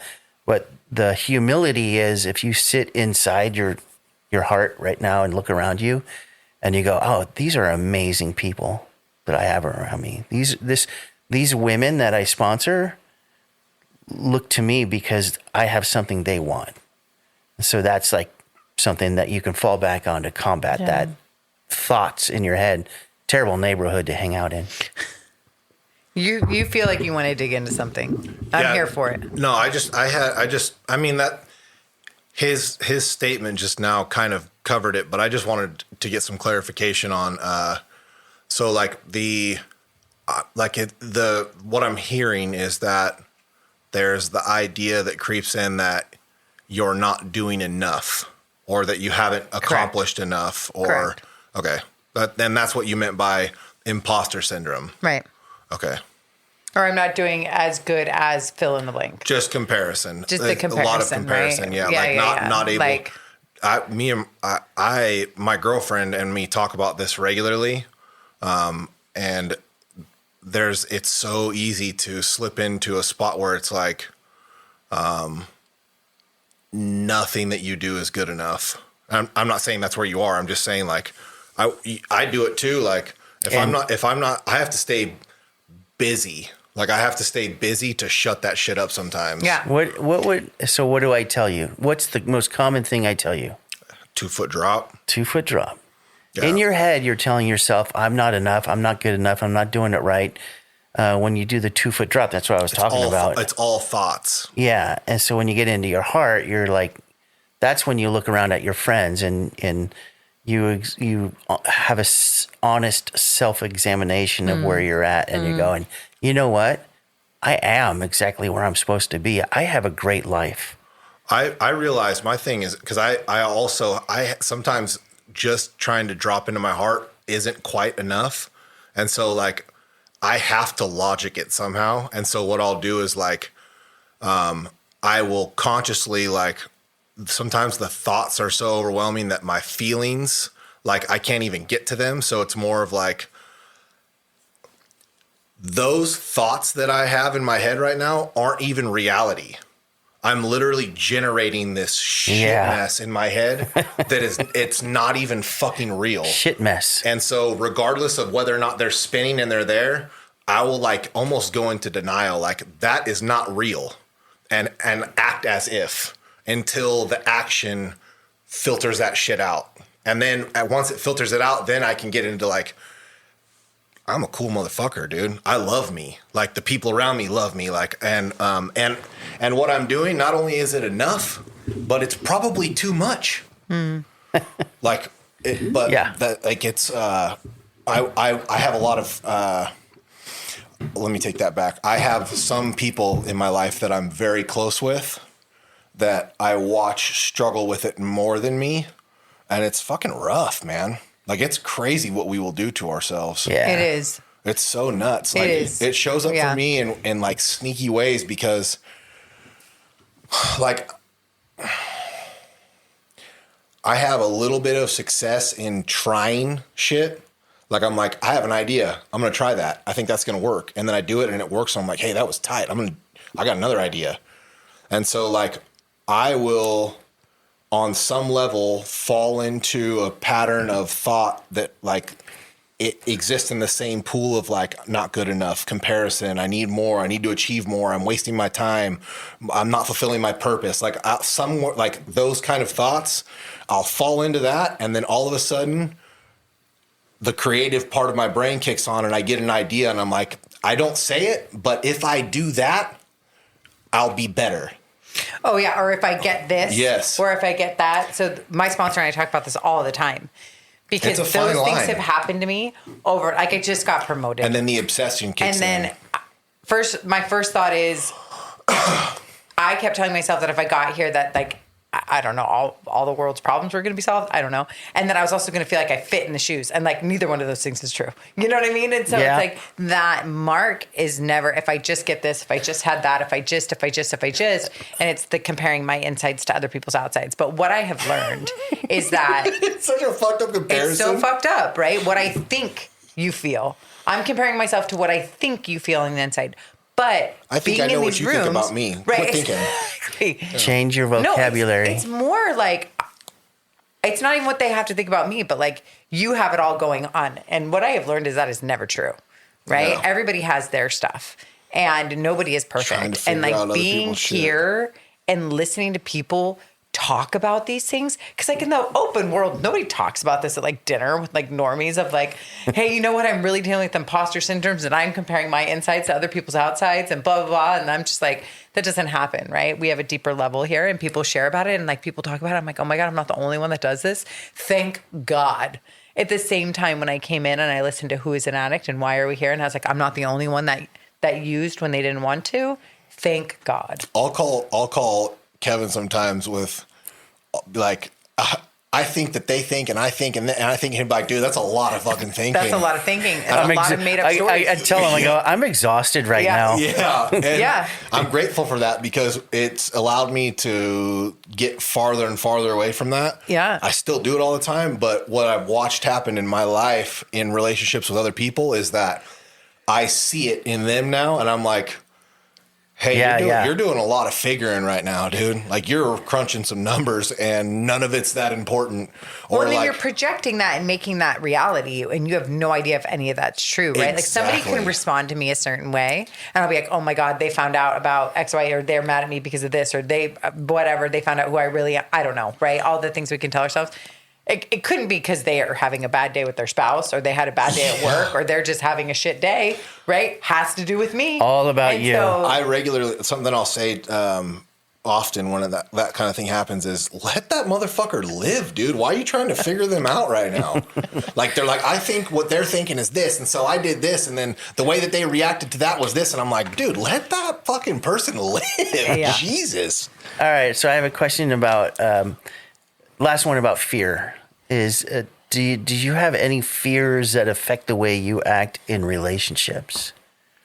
Like speaking of imposter syndrome, or if they find out who I really am. Like friendships or romantic? Well, what about both? Yes.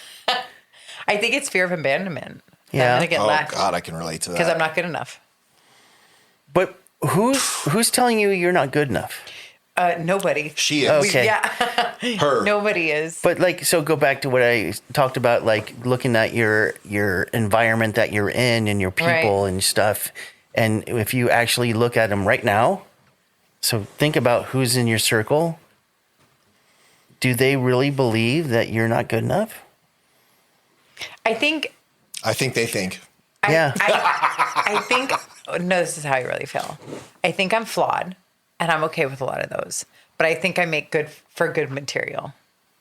Good. Wait, what? That Yeah. sounds What's complicated. good material? That sounds complicated. Say that again. I said this to my friend the other day. I was like, I'd talk shit about me if I was somebody else. Like, I make good material, you know? Like, Oh, now I understand. yeah. Yeah. And so, that's you know, easier. I think that, so yeah, I think there's, I mean, this- to be honest with you, you really do make good material. I have a whole book of stuff of see her. what I mean? Yeah. I can't imagine where it No, comes from. I've been But taking that- notes for later. That's not a negative thing for us. Between you and me, that's not a negative thing. That's an endearing thing. So this is where I would tell you that, like, the old timer in a meeting said, "What was the worst neighborhood you ever hung out in?" You know, and I'm thinking of the worst neighborhoods I've ever hung I out don't know in. why. Whenever this comes up, it makes me upset. You're mad at it? I guess. Yeah. I guess so. Sorry, I didn't mean to cut you off. No, I but just that's- realized that. Like, why am I getting upset when he's telling this story right now? But what is the worst neighborhood you ever hung out in? And then the guy said, it's right here in between my ears. It's my head. My head is the worst neighborhood. It is out to kill me. And so and then I learned how to change my vocabulary. Instead of think, I stopped using think all the time and start using feel. So if you talk And about you can't just label thoughts as feelings to do that either. Yeah, You have to that's- actually be able to identify the feeling. we've had that conversation. Yeah. No, It's hard to No, mix. Josh, that's a thought. Yeah. That's in your head. I feel How do you feel? angry. No, Yeah. anger is the byproduct of fear. What do you fear? My sponsor asked me, "What color is your feeling?" Fuck off. What? Like, what color It's is fuck that? you blue. What color is that? I'm like, what? What are you talking about? So do you get it? I do. It's yeah. And here's the thing, right? Like when I'm doing the things and I'm praying and I'm meditating and I'm in the literature and I feel really connected, these thoughts don't come as much. Good. Right? And so I do know what the solution is to get there, but it's like I would just love to live in a life where they'd never come back. Like Oh, I just yeah. live in that place of like contentment and acceptance and, you know, be a yogi. It's a fucking and like, roller coaster. Oh, dude. And you can go, and here's the thing about it is that you can get in the habit and then you break the habit. And then it's so freaking hard to get back in the habit. And so it's almost like it's better to stay than to break the habit. I've been experiencing this thing lately where, like, my recovery is peaks and valleys. And my experience so far is that typically the valleys are much longer than the peaks. And so being aware of that, I've been consciously trying to, for the last like maybe year and a half, I've been really trying to pay attention to what's happening before the shift so that I can try to flip the balance and stay higher longer than lower, you know? And like my peaks and valleys recently, I haven't even been able to touch them. Like I can't see any of the root causes. It's just, holy shit, it's bad. It's so bad. I'm fucked up. It's bad. It's down here. And then all of a sudden something happens to where my body just like, I get some kind of information that triggers, like, it's like I can't identify any of it. Like it's deeper than I've been able to get yet. And so all of a sudden there's a shift and I'm just like, oh, fuck, I can breathe again, but I don't know what happened. And that's... And maybe you don't have to figure that out. No, I don't. And I'm okay with that. But that doesn't stop the fact, like I was talking about, I don't know if I shared it already on the podcast, but like, why don't I have this figured out yet? Like, what the fuck is wrong with me? And especially like a lot of times I can look at the peaks and valleys. Like if I look back farther than the last year or so, I can see some patterns where it's like, okay, well, you started associating with the wrong kind of crowd, or like you stopped maintaining contact with your higher power, or you started isolating a little bit more than you should have, or there's something that I can place on it. And and then I can get into the solution based off of that thing and see myself where I'm like, I don't know if I realized it consciously, but I started fixing that thing. And then my life started shifting to an uphill swing. Well, recently, like, there's nothing. It's just like, even when I'm doing all the stuff, I'm doing all the shit and it's still fucking, and then I grind on the ground for a while, and then all of a sudden, like, I come up and I breach the surface and I can breathe. Like, I don't. Yeah, maybe it's just time. Yeah, that's what got me out of the last one. Is James was like, he's like, this is what I probably said earlier. I don't know. Did I talk about this here earlier? You're asking us to remember something. I can't. Yeah, That's for sure. Yeah, I don't. That's If I said this an already, I'm going to expectation. repeat it. So, I was a fucking menace to myself and people around me for over a quarter century, and then I've been trying to be decent for 10 years. It's not like all of that is just going to fucking fix itself overnight, and I don't have to understand it, and I'm human, and it's okay if I don't have it figured out right now. That's why in this program we say practice. Yeah, for sure. It just sucks when like you don't, like, there's no target. Right. Maybe like you we just- were It makes it- saying, it makes it we were talking tough. about before this podcast, right? You have a goal, and like, when are Yeah. you going to achieve it? But there is no target. There's no. It's just constant. It's constant. I remember when they told me, I was like, so what happens when you're done with the 12 steps? Like, do we get baptized? You know? Like, I thought there was like a ceremony. Like, when's that? Yeah. And they're like, you start over. And I was like, what? Yeah. And like, you start over. And I was like, oh, Speaking of starting shit. over, how many rounds of steps do you think you've worked? Oh, Rough. probably not as fast as you think. Probably 6. Kevin? I really couldn't say. I don't know. Maybe 10. I just say it 10 as to 15. as a, hey, we don't just do this one time for anybody Oh, that's yeah. listening. Like, No. And those are like really broken up. And so like I worked with my first sponsor, and then we had like, I guess I'm counting some time in there. We were in a group and we did like a step a month, but it wasn't really deep. You know what I mean? Because you were just like trying to keep up with everybody else. Oh, yeah? And so there's a little piece of that. And then there's like some starts and starting over, because once my first sponsor and I stopped working together because she moved out of the area. And then I kind of did a shuffle around for a while. So I was doing the 1, 2, 3 shuffle, because it just took me a while to find Click, somebody. click. find my sponsor now, who I've been with for, I think she and I counted the other day, I think it's like 16 or 17 years now. Wow, we've been that's a lot. together. Yeah. And right now we're doing some work that's not in the step working guide. We're doing some other stuff because I got a little fried. What are you doing, if you don't We're mind doing asking? some stuff out of the Living Clean book, I'm a doing book the same study thing out of the right Living now. Clean. Same packet, I imagine. Yeah. Yeah. And I really like it. I really like it. I can't get into it. Like, I'm doing it, but I can't, like, I'm having a hard time.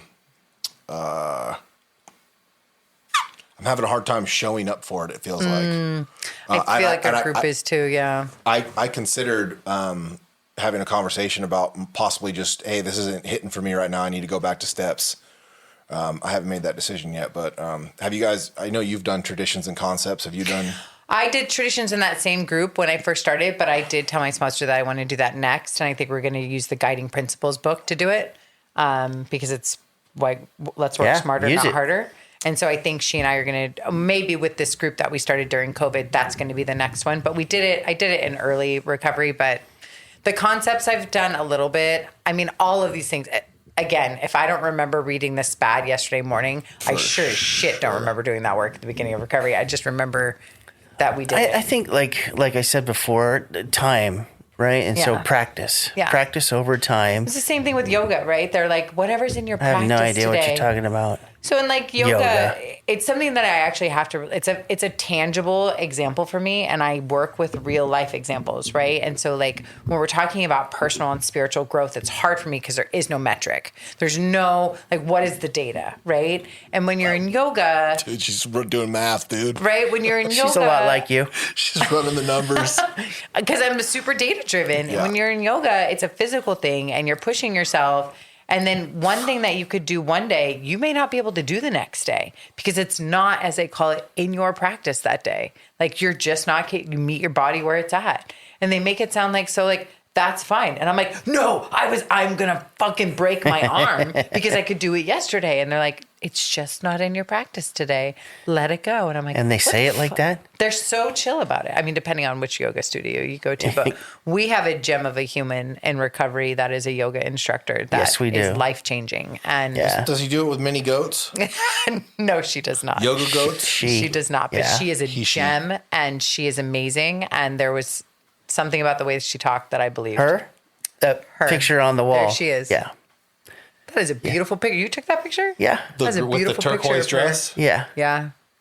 Yeah. Yeah. She also plays Drake in yoga sessions. Like, who can play that, pull that off? She can. Yeah.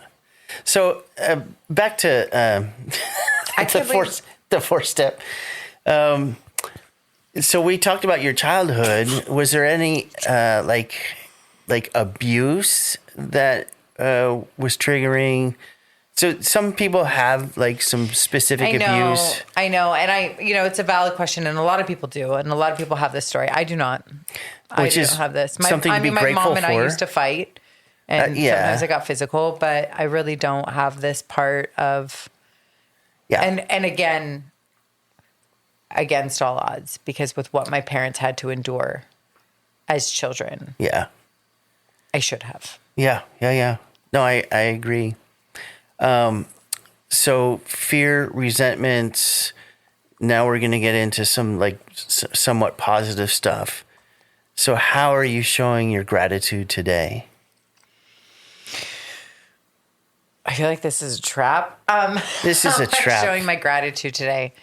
Wow. How would you answer that, Josh? How am I showing my gratitude today? I struggle with staying in gratitude, but I'll say that by staying clean, by showing up, showing my gratitude, by trying to take care of myself as the best I can, like doing my best to treat myself correctly, and also the people around me. Doing that, like consciously not being in a place where I want to cause harm, like showing up for people where I can help them. Like as an example, like I just shared this at a meeting last night, like going through those phases where I was just talking about, like where I finally feel like I'm coming up for air. I just feel like I came up for air like 5 or 6 days ago, and there's somebody in my life that is that's struggling, and it's having a negative effect on my finances. And without getting into too much detail, it's having a negative effect on my finances, and I continue to allow that person to be part of my life in that fashion that they are, and their behavior is like, it's not okay. Like, it's not okay. And like some stuff kind of came to a head the other day, and like yesterday it came to a head, and because I wasn't struggling for air, and I didn't realize this till afterwards, and this is where the gratitude comes in, is like afterwards I was able to look back. What I was able to do was be very clear and direct with them, like, hey, this behavior has to change, or there's no longer a place for you here. And like there's a lot of words that went along with that, and some like some explanation as to why is like, this isn't okay, and like this is why you're still here, is because I understand what you're going through, and just a heart-to-heart conversation that I wouldn't have been capable of having a week ago. A week ago, I'd have been just like, fuck you, dude. I'm done. Like, no more. You're done. And instead of that, I was able to like have a healthy conversation and process. I went to the gym and like some clarity came, and I feel like my higher power gave me a route that I didn't see, that I wouldn't have been available to have that contact with my higher power in that way if I was still in my trauma response that I don't understand. So that whole situation, you were grateful for the outcome. Yeah, I offered him like, I'll pay for some therapy. Let me help.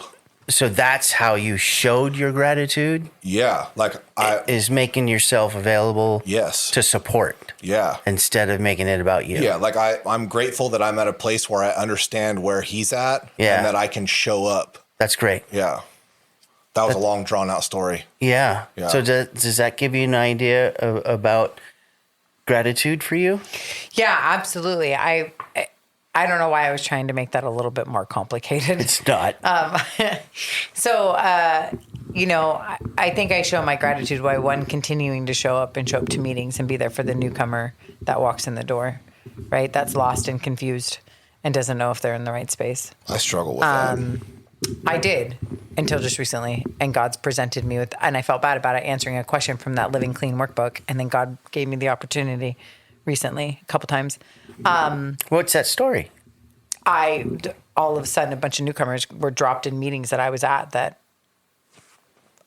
bunch of women newcomers. Yeah. And that I had the opportunity to connect with. And it's been great, And you were not connecting with newcomers before that? I've been going through some physical health stuff, and I haven't been going to as many meetings in person. And so I feel like that was not when I had to answer that question in this thing, I had not been to a lot of in-person meetings. And when I had been going, I felt like poop on a shoe. And so I wasn't in this place. I wasn't in this like open and loving and reaching out and caring. Yeah, right. I get you. I want to go back home and go back to bed because I'm not feeling good. Yeah. And so I'm on the flip side of that now. And all of a sudden, all these, I've met quite a few newcomer women, and I've been able to connect, and that is something to be really grateful good. for. It feels really good. It's fun always talking to newcomers where they're like telling you like, I know this sounds crazy. And we start laughing, not because we think it sounds crazy, but because we're like, you're telling our story, Yeah. You're literally telling our story. And then they look at you like, am I crazy or are you crazy? I'm like, it's probably a little bit of both, but we're here. Yeah, so we're both crazy. And I do continue to do the work and try to pay it forward with my sponsees. And okay. So you show your gratitude with sponsees, newcomers. Family. I show up. So that's the action. That's the action. You show up. I show up when needed. Okay. I can dig that. What about you, Kevin? Okay. Yeah. Yeah. There's a situation that I've been dealing with.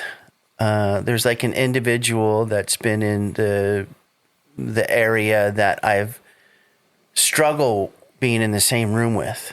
And I will tell you that it's really affected my recovery. And so my go-to was to avoid, right? And recently I've been avoiding my home group. But the literature, this is what I'm grateful for. So I'm grateful for the literature when it shows up. And I'm just looking for this piece of literature that I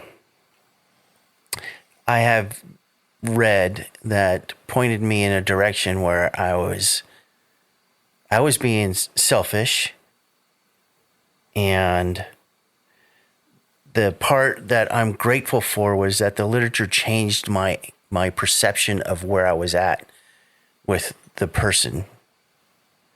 And I took the person out of the equation and made it about me and my home group and how I'm needed at the home group and responsible to the home group to be involved in an atmosphere of recovery and to make it healthy.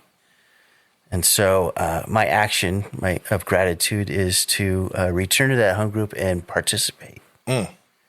and Good job, man. and throw my experience in and bring in like the love that I have. And Show up how you should show up regardless. yeah, That's tight. it is. And it's, sometimes it makes me really angry because I feel justified in where I'm at, in my stance or my perception of what I'm doing. And it feels like, oh, this is what my higher power wants for me. And it's not. In my higher power puts literature in my face and says, no, this is where I want you to go. Did you go this week? Yeah.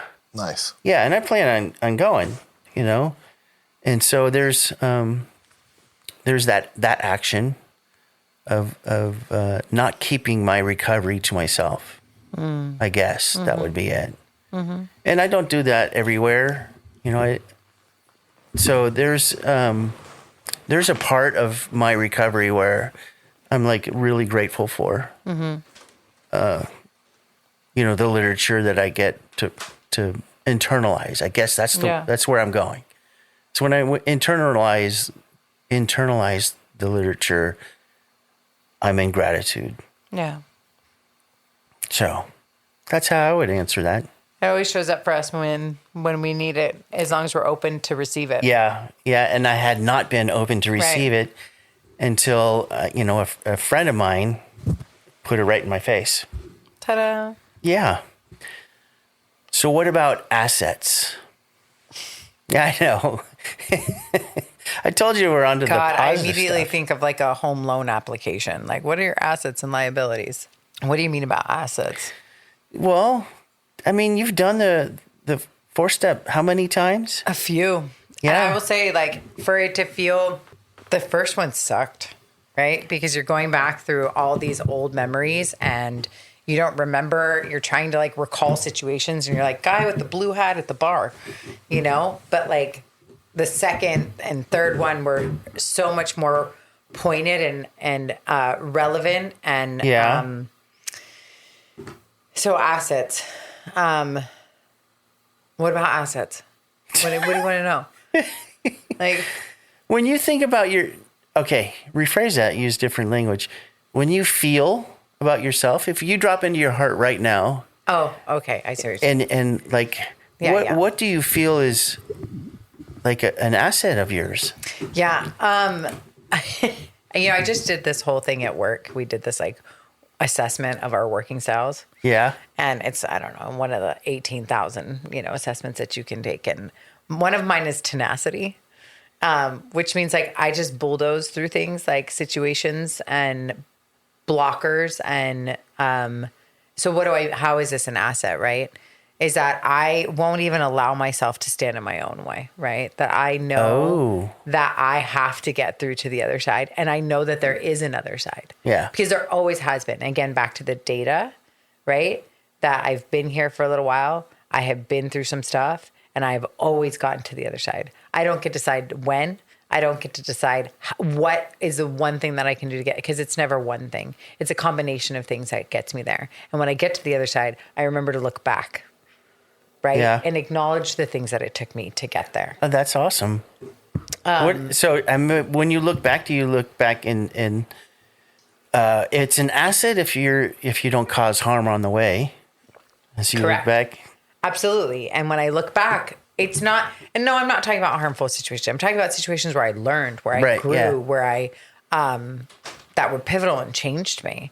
And I didn't necessarily know that in the moment. Right. But then you get to the other side and you're like, wow, all right. I took some suggestions and I made it to this other side, and what worked and what didn't. And being able to, I want to say analyze or dive into that stuff. Right. And then I kind of like put that little note in the back of my mind for the next time it comes up, knowing that when you feel like there is no light at the end of the tunnel, that there actually is. Yeah. I remember being at this job. I was at and this is just kind of a silly example, but there's a few times that come to mind. I was at this job and I had worked somewhere else for many, many, many years, and then I wanted to try being in the startup world. And I was like, okay, I'm going to go work this new job. And they were looking for kind of a unicorn role, and I fit it. And so I was like, oh, yeah, this is great. Like, yay, startup.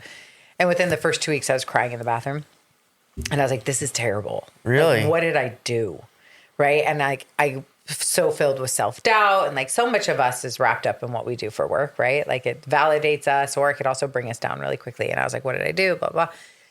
Long story short, I remember shortly thereafter being in my car, having a moment where I was like, I don't know how to get out of this. I'm a single mom. I support my daughter and I. It's not like I could just walk away and not get a paycheck. Like that's never going to be an option for me. And I just remember sitting in my car having a freak out, and all of a sudden this voice came over and was like, you're right where you're supposed to be. You just don't know why right now. That's Ow. tight. And I was like, yep.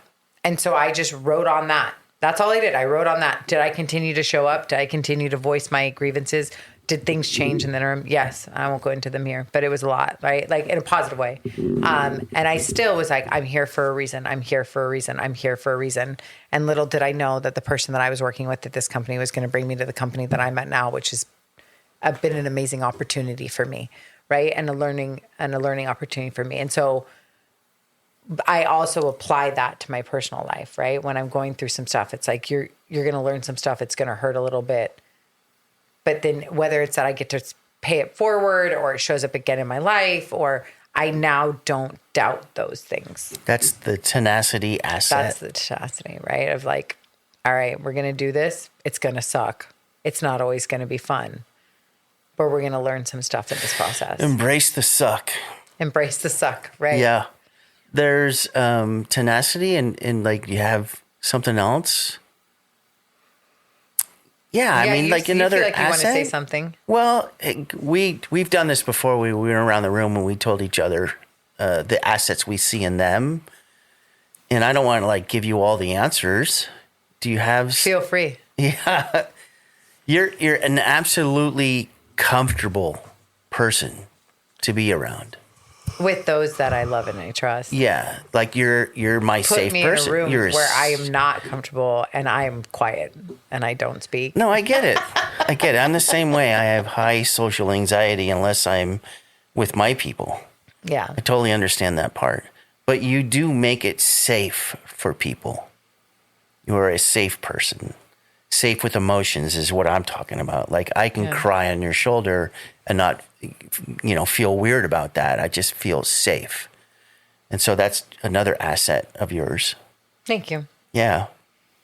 I think that would be a hard one for you to see, right? I mean, I don't call that an asset. I don't know if I'm just thinking about this in different terms. I just call that it's like showing up as a human. Yeah, no, that The would be an human that asset. I want to show up as. Yeah, I like that part of your asset. It's not available to everybody. That's kind of like a blanket statement that minimizes your positive characteristics by saying like, I'm just showing up as a human. Yeah, no, Like it doesn't allow you the opportunity to acknowledge the small, like actual pieces that make up showing up as a good human.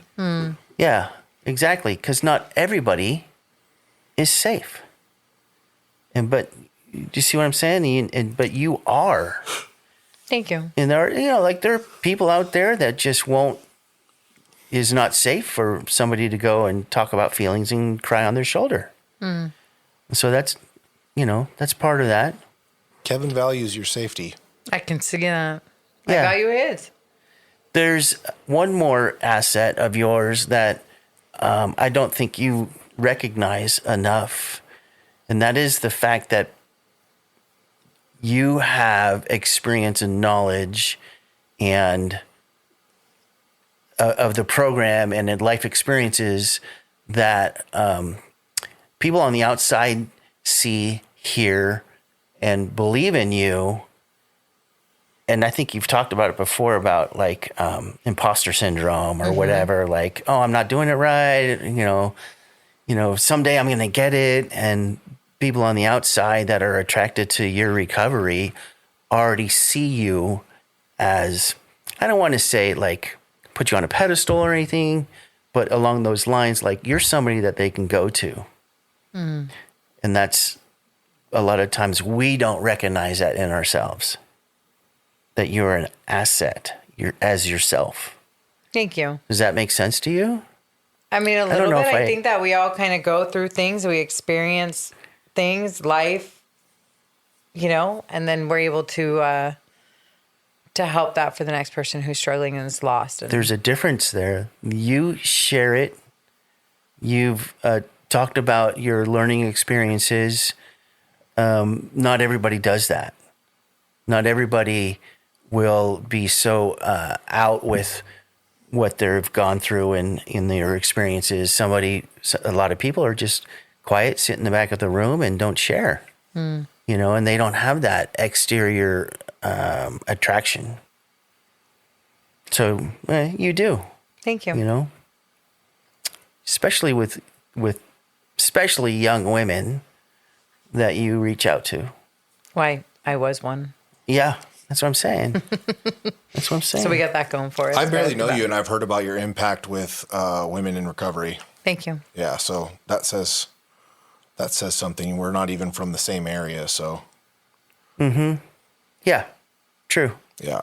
There's like certain women in recovery that I will use as an example for other women that I talk to, young women or whatever, women that show up new that don't believe that they can, do anything with their life, and I will use my friend Nicole. She single mom, raised a child, business, career, bought their own house themselves, right? And you are the same person that single mom, career, bought their own house, all on their own, so it can be done.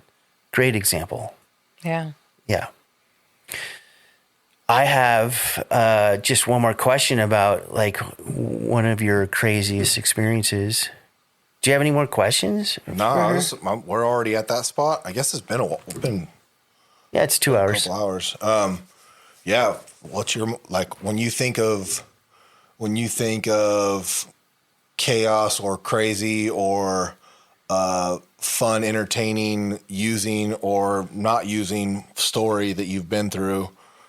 What stands out? And there's no quota here. Like you don't have to. Like it's just your experience. Like what is it that stands out for you? I mean, I could tell a lot of stories about you. But what are you asking for? A crazy, chaotic story? Just a wild story. Just something that stands out for you when you think about like, damn, that was fucking nuts.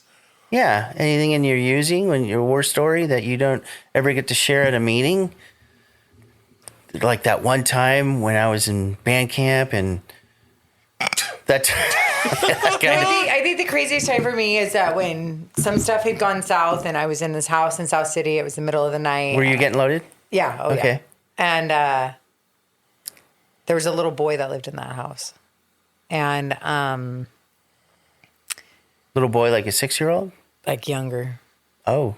And there was some people there and they were all mad at each other because they all were making up stories about what they thought the other person had done with some stuff. And they all had guns in their backs. And I was like, we're all going to die tonight, including that little boy. I remember that. Nobody died that night. The guns didn't come out. I don't know how or why or what happened or just nobody died that night, Yeah. But I remember that. I do. And I was like, again, how the fuck did I get here? Yeah, the feelings, and all the energy in the room and the confusion. Oh, yeah. I was terrified. And like nobody's, everybody's been up for a little while. Nobody's thinking right. But, it was bad. It was really bad. And I think about my life today and like, I don't have a particularly crazy story. I'm sure I could think of one, right? But I think about all the places that I've been, all the people that I've traveled with in recovery, the countries that I've gone to. I've been really grateful in being able to travel with work, but also travel personally. And my life was so small. I used to say it when I got clean that like I just wanted to get out of the bathroom. I just wanted to, because as much as like I think with my drug of choice and such that we think that it makes us so outgoing and like we want to go do all the things. Like I couldn't leave. I couldn't leave. I was trapped of my own prison. And because if I leave, then I have whatever. You guys know what I'm talking about, right? So I think about all the places that I've been and the things that I have seen. And like I've been to the Taj Mahal and I've been to Australia with friends and I've been to like my life is so much bigger now. And that. So you've traveled. Where? I'm just curious. Where else have you traveled? Name all the places that you've traveled to. So I've been to Mauritius. I've been to Wait, where? Mauritius. Did you just make that word up? What the hell is that? It's an island off. Look it up. Like it's an island. Where? So it's near South Africa. Okay. Like Seychelles. Mauritius. You probably heard of Seychelles, Mauritius. All right, cool. So I've been there. I've been to Johannesburg. I've been to. Oh my God.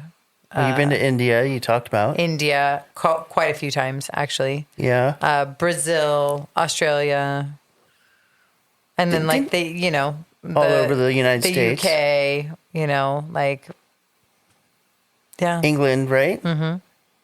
Favorite Ireland. place? London. Really? I'm not a huge fan of cities, but I loved that city. I've never been there. What about it? Just like one thing that stood out that made you like it. The energy, the vibe, everybody. It just it was just I really liked London a lot. Did you meet any hooligans? I did not meet any hooligans. I always wanted to in meet a London. hooligan. You fucking got one in your fucking room presence right now, bud. But I really want to go more places. Like there's so much more to be seen and so much more to explore. And like this is not the life that I would have had. Right? This would be nowhere near on my radar. And so just the fact that I even have that as an option today is really, really amazing to me. Whether it be in the US or outside the US, like I want to see more, I want to do more, I want to experience more. And like one of the things that I love to do, like my daughter and I went to Italy recently and we had gotten lost and we ended up eating in this area. We had no idea where we were. And it was like, we just watched the locals. You just pay attention to the local, like you just observe and you're just seeing people happy and like, with their families and talking and food and Culture. Different cultures. And it was really cool. That is cool. It was really cool. I really appreciate that too. You've been to a lot of places too. Yeah, I would just say you brought up a memory for me is when you were talking about sitting and eating and watching locals. Jen and I were in Scotland and we were in this little town called New Lanark and it's a quaint little village actually. And we walked to a local restaurant, not a tourist restaurant, but a local restaurant. And you go in and you sit at communal tables. Like you get your food and you sit down at a long table and everybody else sits down next to you and starts eating. And that's foreign to us. Mm-hmm. And it was foreign to Jen and I. And then I was like uncomfortable because strangers were sitting next to me and they started talking to me. And I didn't know what to do. And especially I could barely understand them. Anyways, travel is one of my favorites too, as well. Cool.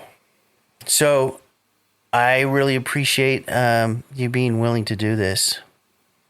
I know that you're, we'll keep your anonymity and hopefully, you get a good experience out of this. Awesome. Thanks for asking. Yeah. Yeah, I had a good time. It was good. I'm glad I was able to make it. Yeah. Yeah, thanks for coming out. Thanks. It's good to get to know you a little better. Thanks. Yeah. All right. Thanks again. Thank you for listening, and we hope you enjoyed the episode. Often you will hear addicts referring to a specific 12-step program or rehab. These are personal stories. We do not represent any of the programs.